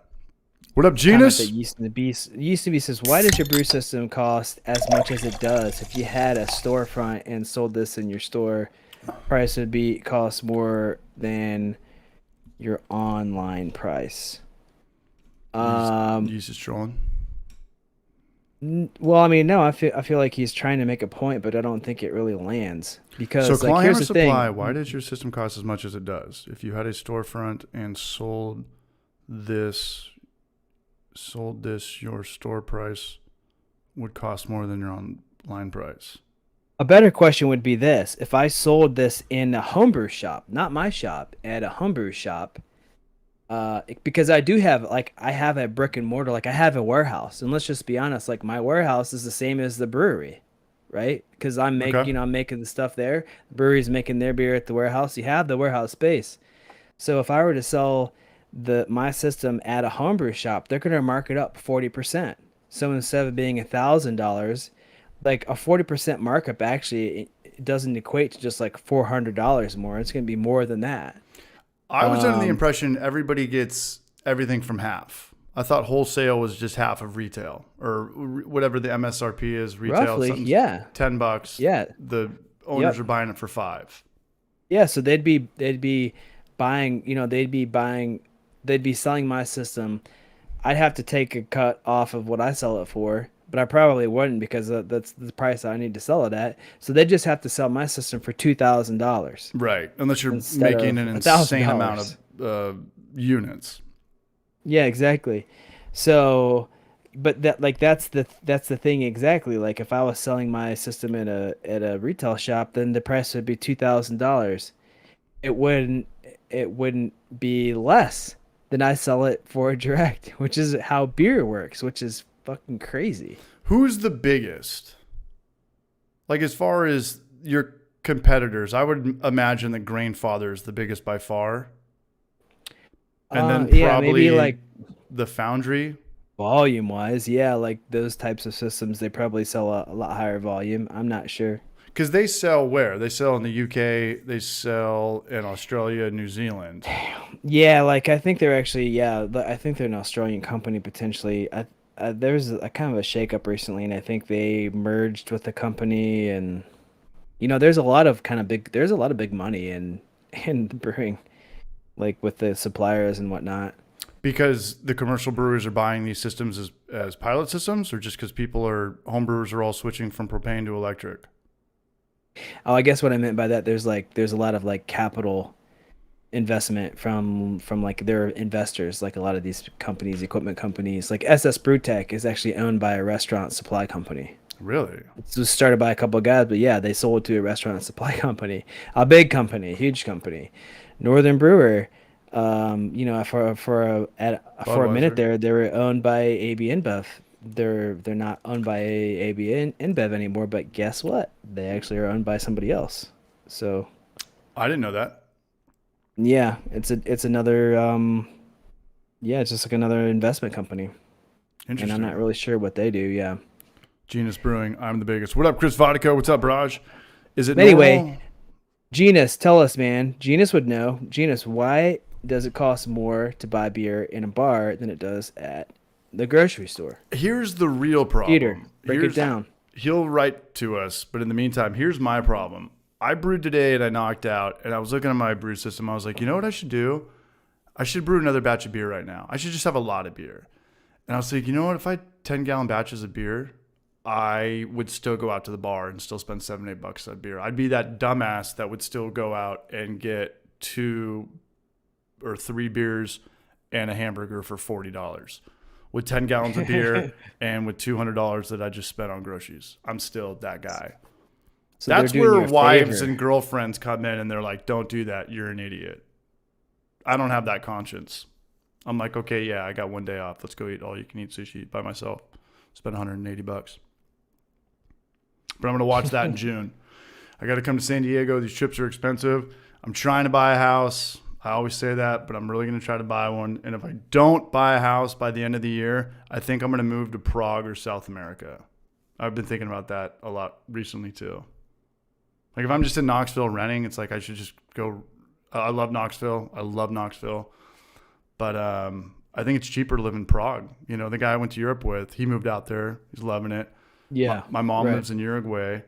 I was like, you know what? Like if I don't own a house, I'm gonna move to Buenos Aires or Uruguay or Prague. Just live there for a year. Dude, Prague's an awesome city. Why not? You know, if you have a kid and a wife, you can't do that. No offense, but there's a serious reality to just, hey, I want to go live here for a year now. You can't do that unless you're work from home or by yourself. No. Yeah. Move to Spokane. I need to visit Spokane as well. But my mom lives in Uruguay. It's cheap as shit to live down there. I always had this dream where I want to live in a Spanish-speaking country for a year. I've got a buddy in Prague. Yeah, that's kind of the thing. You know, if I don't own a house by January or maybe after I pay taxes, I'm going to go just live fucking in some crazy place for a year. You should, man. You should. If I you could, went to I Prague. probably would. You went to Prague. You know what goes on out there, man. Yeah, I know what happens in Prague. Yeah. Yeah, Okay. Genus Brewing I had said, a great time in Prague. didn't you go there for like a quick 48 hours? Yeah, and I barely made it back, man. We got escorted off the train in Slovakia by dudes with assault rifles, and they were threatening to throw my boy in jail because he left his passport at the front desk of the hostel. Are you the original machine story? Bert Kreischer stole this shit from you? Exactly. Yeah, we legit got escorted. Like we didn't sleep for 2 days. Stayed up until 7 the last day we were there. Nose beers? Again, didn't go to bed. Ran to the train station at 7 in the morning. Jumped on. We're like, holy shit! That was the best weekend of our lives. We made it. Can't believe we fucking made it. We finally just get settled in on the train. We sneak up to the front car because what we realized that we were actually living in Hungary, and it was like the train was going to Hungary, and we realized it's like they weren't that far out of the Soviet Union, and there's a thriving black market economy there. So for what? You could just for anything, like no receipt. If you're like basically just said to anybody for anything like no receipt, they'll give you whatever you want for like half price, and they'll just pocket the money. So we just went up to first class, and this is like a Soviet era train with I kid you not, like beautiful woodworking and like velvet seats. The seats were like velvet. How old were you? Mid-20s. Oh, okay. And this was like 30 this years was like ago. in 2006 or something. Yeah, 30 years ago. And yeah, so anyway, the dude comes and takes a ticket, and we were like, yeah, no receipt. He's like, yeah, cool. Give him a couple $. We order some food. Shows up, I kid you not, on a silver platter, dude, a silver platter. We're thinking, holy shit, this weekend just got better. And then just at that time, like some dudes from like the Slovakian customs come through, and with again where they have their assault rifles and shit, and they're asking for our passports. So I had mine with me, but my buddy Nick left his back in Prague, and yeah, they escorted us off the train at the border there in Slovakia or whatever, Slovenia, and they're trying to throw him in jail because he was an illegal alien at that point. We're like pleading with him because I actually had a job there, and we had to make it back for this meeting we had, and we're like, please don't throw him in jail. Like we'll get the passport, don't worry. And we're stranded at this passport in like the middle of fucking nowhere. Gypsy kids are trying to rob us. It was a whole ordeal, but Prague is hands down the coolest city I've been to in my life. It's amazing. It's Prague? an amazing place. What about Slovenia Prague. or Slovakia? Or No, dude, it was just like basically I was stuck in Ohio with people who spoke a strange okay. language. Everybody was trying to rob us, dude. Like it was just a bunch of gypsy kids running around literally trying to like pickpocket us. They were there was like a whole team effort. There was like 10 of them, and they distracted us, and we turned around and they were rifling through our shit. They work in packs. They're like coyotes. Exactly. Get you in a circle. Yeah. Pickpocket the shit out of you. They could smell the lack of sleep and the debilitating hangover. Like these guys are, this is our chance right here. Nobody's to get out of supposed to be Slovakia. here. People get stuck here. Let's take advantage of it. Right. Yeah. No, so I don't know. We'll see. I'm just trying to get through this month and get this video out and get through this wedding. And then, I don't know, man. I don't know. Sometimes you just don't know. And I'm at that spot right now. I haven't seen you this way before, dude. What? I feel like you lost a little bit of your mojo, man. I'm deflated. You're going to get it back. I just feel like Genus from, or Peter from Genus way too much these days. No, I'm just kidding, man. No, I just need to do more grain to glass videos, I think. That's the solution? More granite glass videos? I think so. Yeah. I don't know, dude, man. Short rib videos? Thoughts? How's the what? It's probably not the solution. How is working out the brewery? You were saying that like the drag shows at the brewery were those are the nights that were like bringing people in by the hundreds. Yeah. What happened? Because like Tennessee kind of like they outlawed that or something, right? They did, but they didn't. And people are gonna be divided on this, but at the end of the day, it brings in a ton of money. That's the bottom line. It's an 18 and up show. You know, everyone's protect the children. You shouldn't be at a drag show with your kids to begin with. It's a very easy thing to avoid if you don't want to go to it. Well, like 10 p.m. at a bar is not a place for a kid. Straight up, drag show or not, right. Why is your kid even at a brewery? But just at a bar at 10 p.m., whatever. You shouldn't be there. But this new thing that I saw on Sunday, this amateur wrestling thing, started in Nashville, and these guys go crazy, and it's cool. So we did it a couple months ago, and it bombed. I think maybe we sold 40 tickets. Yeah. And they're $20. So I think it's probably the same price as a drag show. But it's kind of got the same vibe as maybe like a strip club joint, like they've all got fake names. They can touch you, but you can't touch them. Like the better performers get the better stage time. And the one that happened a month ago, after the first guys wrestled, I was like, I'm out of here. This is stupid as hell. Like, I'm not into this. But the people that are into amateur wrestling, they don't care how bad it is. Like Kyle will fake grab your arm. Oh, and then you pretend like you're in agony and pain. And everybody in the stands is like, rip his head off. Rip his head off. And they're all into it like it's real. And I used to love wrestling growing up, but I kind of had to hide it from my dad because he was like, oh, this is fake, this is stupid. But then you watch these movies like The Terminator and Rambo, and everyone thinks these guys are real. It's like, no, they're all just stuntmen. These guys, Sylvester Stallone. That's a very good point. Yeah, they're just memorizing lines that other people wrote and then acting like a badass, but like wrestling's fake and Arnold Schwarzenegger is the coolest dude ever. But anyway, these people that are into wrestling are losing their minds over it, whether it is impressive to the naked eye or whether this looks like the wackest thing ever. These guys are diehards. So we did it on Sunday, and there was a couple hundred people there. And I'm trying to do the math on this thing, maybe let's say 150 people paying $20. So what are we at? Maybe like $3,500 at the door, or the door's going to make $3,500. And then we're going to sell a lot of beer. And I found out that they're out of Asheville. And the name of this group or their wrestling promotion's called Urban Combat. I think Urban something. Yeah. And you got to check them out, man. I guess they've sold out Big Top High Wire, which is $300, which is $6,000.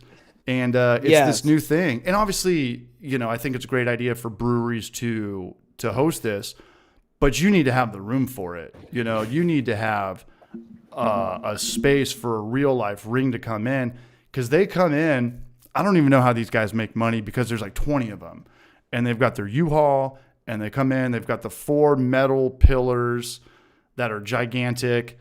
You know, the 4 posts that they jump off, and then they've got the wood and stuff that they connect all this to, and it takes a couple hours for them to put together.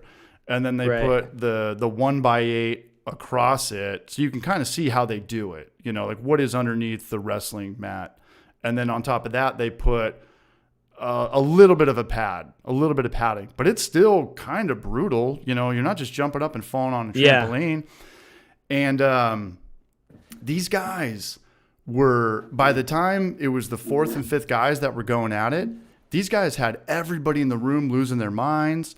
They were jumping so high that they were almost like hitting the roof, because they were getting up on like the 3rd rope up there and doing like gainers and shit off there.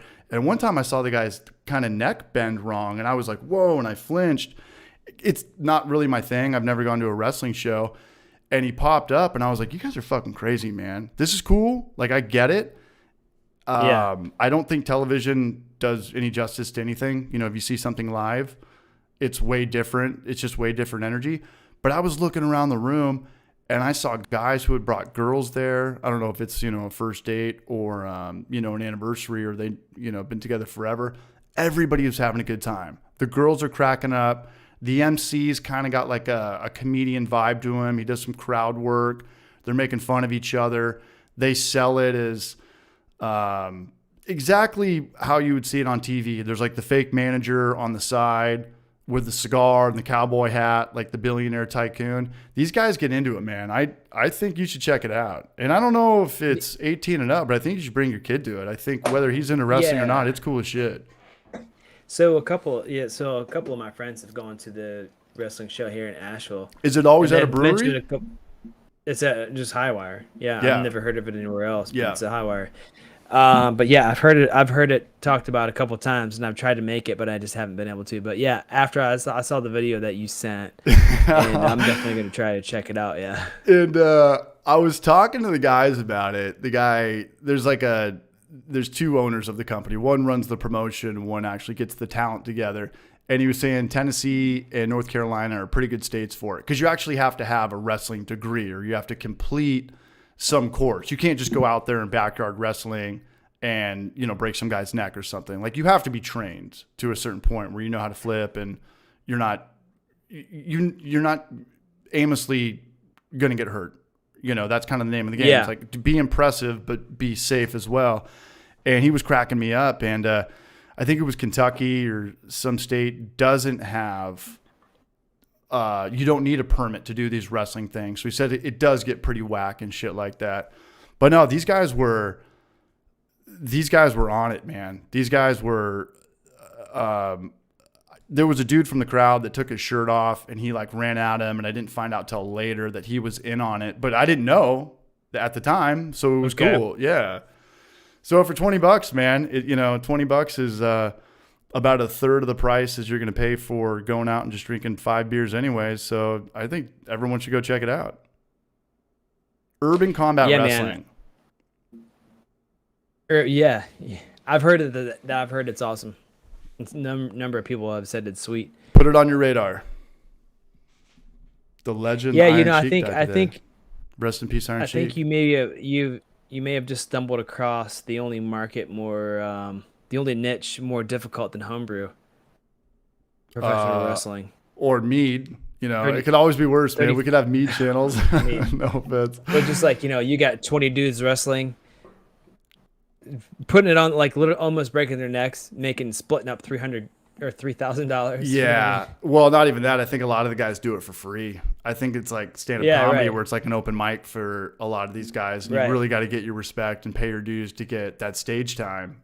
But yeah, I think I don't think I could ever do it. Like, okay, like here's class 1 guy, like put your head down. This guy's gonna like pick you up and like throw you on your head, but like land this way. Exactly. It's like, nah, man, I'm not. No. And they're kind of old too, right? Here's how like the amateur wrestlers are kind of older. They're kind of old, and they're kind of out of shape, and they're all kind of funky looking. They're all kind of like ghetto hillbilly looking, but it works. Sometimes like play that character. You know, and if you're a good looking dude, call yourself the $1 Million Man or the gold guy or the gold finger dude. And if you're, extremely hideous and, just wretched to all hell, call yourself Mankind, like what they did in the WWF anyways, you know? Yeah. And they do have Dude, the personas. This guy's the cowboy. He's like the Undertaker. This guy's the Right. the 80s neon glam with sparkles and shine. But these guys are doing like gainers off the top rope. So I'm looking at them like, I mean, at the end of Kyle, you're right. At the end of the day, you know, it's crazy, but it could be worse, right? You could be doing like some Siegfried and Roy shit while like a tiger's eating your face off in front of, you know, a live audience. So there's always going to be, you know, some craziness to stuff like that. But I do think these guys do know what they're doing. Not saying that they don't get hurt. I just know that they're definitely not just waking up that morning and you know, jumping in the ring. And I think that if you watch one of their shows and you go back and, you know, a month later, I think it's going to be the exact same show. So they're doing the same things over and over. Right. Yeah. But you know, you have to respect that kind of that person who does that, because Crazy lifestyle. I played in a kickball league a few years back, and I work out like every day, dude. I'm a daily, you know, gym goer. I ran around the bases during the kickball league, literally like full speed around the bases one time, and slid into home plate, and my knee was messed up for like 6 months. Yeah, I think you need one to have time around the bases. Yeah, you need to have a threshold for pain. You need to have a threshold for pain. I think when these guys are really hurt, they are really hurt. Like something really popped off. You know. Yeah, and I just I slid into a base. These dudes used to jump off the ring, the ropes and stuff like it. Yeah, it's legit. And then, like you're saying, their personalities. That's tough to pull off. I follow this Instagram channel called I think it's called Out of Context Ric Flair Clips. And it's someone's just chopped off a bunch of just random Ric Flair clips from back in the day. Yeah. And dude, they are so funny, man. Like him, Ric Flair, and the Macho Man. It's all like those dudes were just like insane. Woo! Exactly. Oh, Macho Man was the best. But going back to what we're saying, I mean, it's kind of relative to anything, right? I mean, there's people out there on motorcycles or dirt bike guys that are just, they're not making money. They might be sponsored, but they're probably not. But they're trying to do backflips and stuff. Or, you know, guys that skateboard that jump off 20 stairs. Or there's, you know, such high risk and very low reward. It's almost just bragging rights. I mean, you could kind of say the same thing about that shit. Sure, yeah, bragging rights. Yeah, it's fun. Maybe it's just what you're into. Yeah, and especially if this is your group of friends and you're trying to like show off or one up each other or get respect, it's really going to push you now. Yeah. And that goes for everything: surfing, skating, being a douchebag, shitty YouTuber. What up, Max Kelly? Glad to be here, fellas. Glad you're here, Max. Wow. Cheers, Max Kelly. I'm gonna have to check this out now, man. You have to check it out, and it's one of those things where you're only gonna have to pay for your kid, so he's only $20. So you don't have to pay, you know, for 5 more beers, at least until he's 21. So you're kind of off the hook in that regard. Right. Yeah. But we're kind of coming down to the wire, Kyle. Any news, anything we missed, man? I'm stoked you're here. I'm stoked everyone's here. I'll get out of this YouTube funk. Thanks for the invite. I'll get out of this YouTube funk. Dude, you gotta get out of this. Pull your stuff a little bit. I just woke up from a nap too, so I'm still like. Do you ever watch the movie? I know you're a big movie guy. That's what I like best about your movies. Like your catalog of stuff in your brain of the movie clips that you put in your videos. Like every single video I watch, every single time I find out something in. Dude, how did he pull that out of his, you know, how did he remember this clip from this movie and like work it into this script so seamless? Wait till you see this next video. If it passes monetization, I'm doing like a whole scene with this chick from Stranger Things going back and forth. But I write it all down, man. I just write everything all down. I don't even know what it is. Like Stranger Things, Celine Dion, 'cause it's all coming back to me. Her song, and then like I don't know any. Yeah, I don't know any. Clawhammer System. Set it and forget it. Like touching 152. Okay. Yeah. I don't know. The Santa Claus. I don't fucking know what that is. Okay. Manny Pacquiao. Brucho, Southo, Clawhammer, Dissolver. What What about Manny Pacquiao? I did that in a video, the last video, when it was about today's like the pound for pound best meal of all time or something, and I had a clip of Pacquiao knocking some dude out. It's in like the first 5 seconds of the bratwurst video. Yeah. I definitely watched it, but not remember that. I wanted to do a bit in this next video where it was kind of riffing on you and Dissolver and then the Brew Show in South O, where YouTubers are collabing with actual breweries now. Because I know that worked out very well with Trent and my buddy Trevor with their acai beer, their acai wheat beer. And I talked to Trevor, he's like, people still ask about it, you know? How did your guys' collab turn out? Did you it did all right. Climber on the menu? Yeah, I wish I had a can, but like, no, there's an actual can that got distributed into stores. Oh, dude, you blew that. You didn't have a can? I know, I did. I did blow it for sure. Yeah. They've got to have one back there, though. You should frame that thing. Yeah, I didn't grab one. I know. You should frame it and then put it in a USPS box and then mail it to me. I can drink it. I messed up, man. Now, what I was going to ask you, CH, was do you ever watch that movie called The Wrestler with Mickey Rourke? One of my favorites. That's Darren Aronofsky.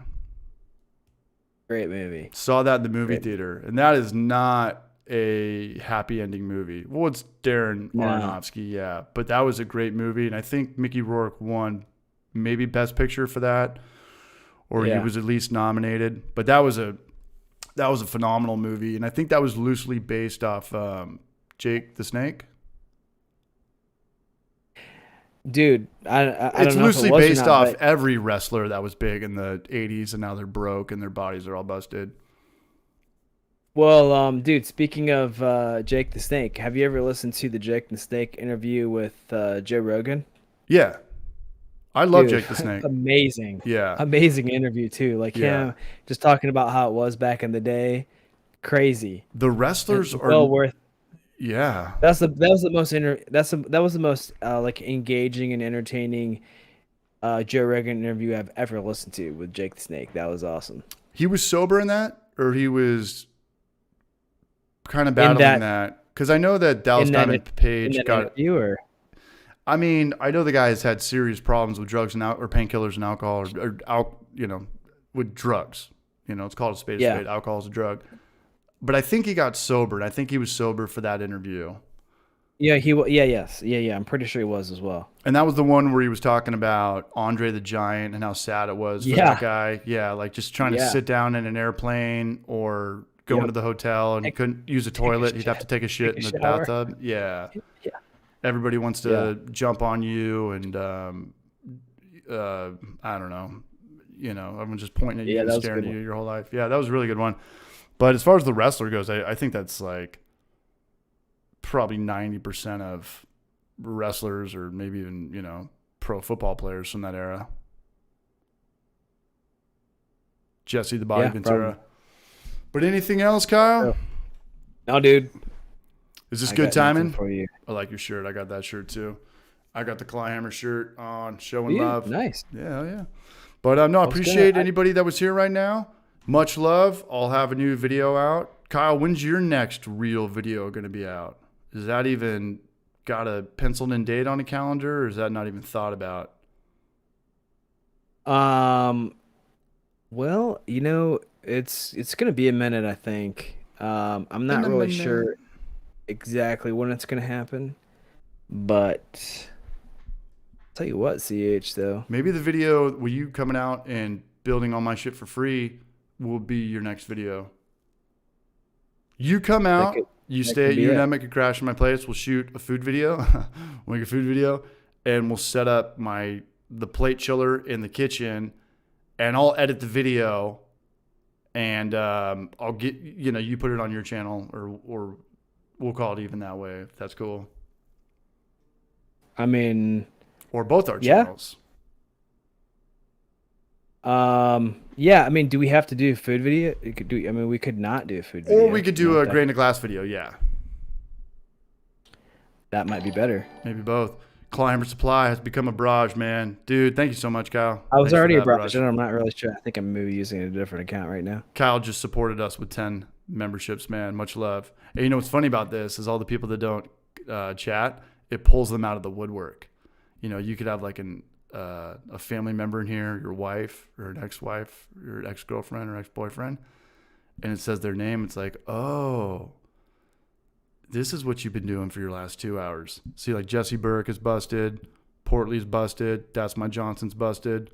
Christopher Morrow's busted. Portly got pulled out, man. So wait, I don't get that. I don't understand. Like what if do you no mean, one's Portly? if no one's chatting, they're just kind of like eavesdropping, silent but deadly. It randomly lets them know, like, hey, you got a membership, and it calls them out. You know what I'm saying? Okay, got it. Yeah. No, I mean, it's a joke. I don't think anybody cares. It would be kind of funny, though, if it had, like, your ex-girlfriend from high school or, you know, your long-lost somebody from somewhere popped up. But I appreciate that, Kyle. Much love, man. No, come out here when I come back from... Would you want to stay with me? Would you want to crash my place, or are you too old for that? I got an extra room. I mean, I have a camper van as well. So You have a camper van. Yeah. I've got a air mattress. Throw Emmett on that. Yeah, I don't know if we might be able to get Emmett to make the trip. I'm not sure that we could, but Hour and a half away. Yeah. But I mean, I'm in for sure, dude. I'll help you set the. I feel like we should just. You know what? I think would be a good video. I mean, it's like a truly valuable video for people who are into making beer, and really anybody, is how to put it like a hose bib, like water connection. Under no, your we'll sink. do that. It's pretty. Yeah, handy. we could do 2 videos in one day. We could do a grain of glass, and then we can do that because that's not going to take long. You know, the grain of glasses take forever with all the sitting around. That's true. You know what I'm saying? So if we go from, you know, mashing into 212, we're going to have 45 minutes to do this. We could just crank it out right then. Or just mash for an hour and we could do it then. We could do 2 videos in one video. 2 videos in one day. 2 videos in one hangout. Yeah. So let me come back from San Diego. My buddy Trevor's coming out here in August, which would be cool. You know, he owns South though. He's the Australian guy. That if you wanted to stay in your car and he could stay here, that would be an epic hangout. That would be a great collab. When is this gonna happen? He's coming out in mid-August. So let me get some mojo going. I really hope this works out with Yakima Valley. I'll get some grain to glass videos going. I'll be back. Next week will be my slump buster, my 300-pound Stifler's mom, MILF chick. Get it out of my system, and then I'll start putting out hopefully consistent content with Yakima Valley with the grain to glass videos at least once a month, and then whatever, you know, travel bullshit vlogs and shit like that. CH, one more time. When you coming back from San Diego? I'll be back from San Diego July 4th, and then I'm gonna chill out. Okay, What's up? I'll be there July 5th. I'll be there July 5th. You want to come July 5th? There July 5th. Okay. Which will be a what? I'm kidding. No, no, we'll talk about this off camera. We'll get out of here right now, man. But I appreciate this. I'm gonna come over to Knoxville, man. I'm gonna make it real because I think if I start putting out videos again, it's gonna give you more motivation to come out here, both you and Trevor. I think so. All right. Yeah. Sounds good, dude. But in the meantime, let's make it happen. We will make it happen. 2 videos in one. I want to thank everybody for being here. Shout out to the Brew Show for still putting out content regularly. Portly's back. Apartment Steve's back. Northwest Small Batch Brewing with his Thursday tips and tricks. Much love. Hopefully consistent for life. Beer Quaz, man. Much love. Hoover and all. Cheers to all you guys. Kyle, anything else? Subscribe to, what do you have, an OnlyFans? No, Patreon? but CH, man, I really appreciate you having. I really appreciate you having me on here. It's awesome. It's fun hanging out. It's fun. I'm gonna watch. I'm gonna come hang out with you here when you get back from San Diego, and I'm gonna go watch the Brew Show's Zelda video. Exactly. Right after this. Yeah. All right. Hey, Kyle, you're the man. I'm gonna hang up right now, but I'll give you a call here in a little bit. But I want to thank all you guys, man. Cheers, Jorge. Let's get out of here. Everybody have a good, what's today? Everyone have a good Thursday. Everyone have a good weekend. Cheers to eating good.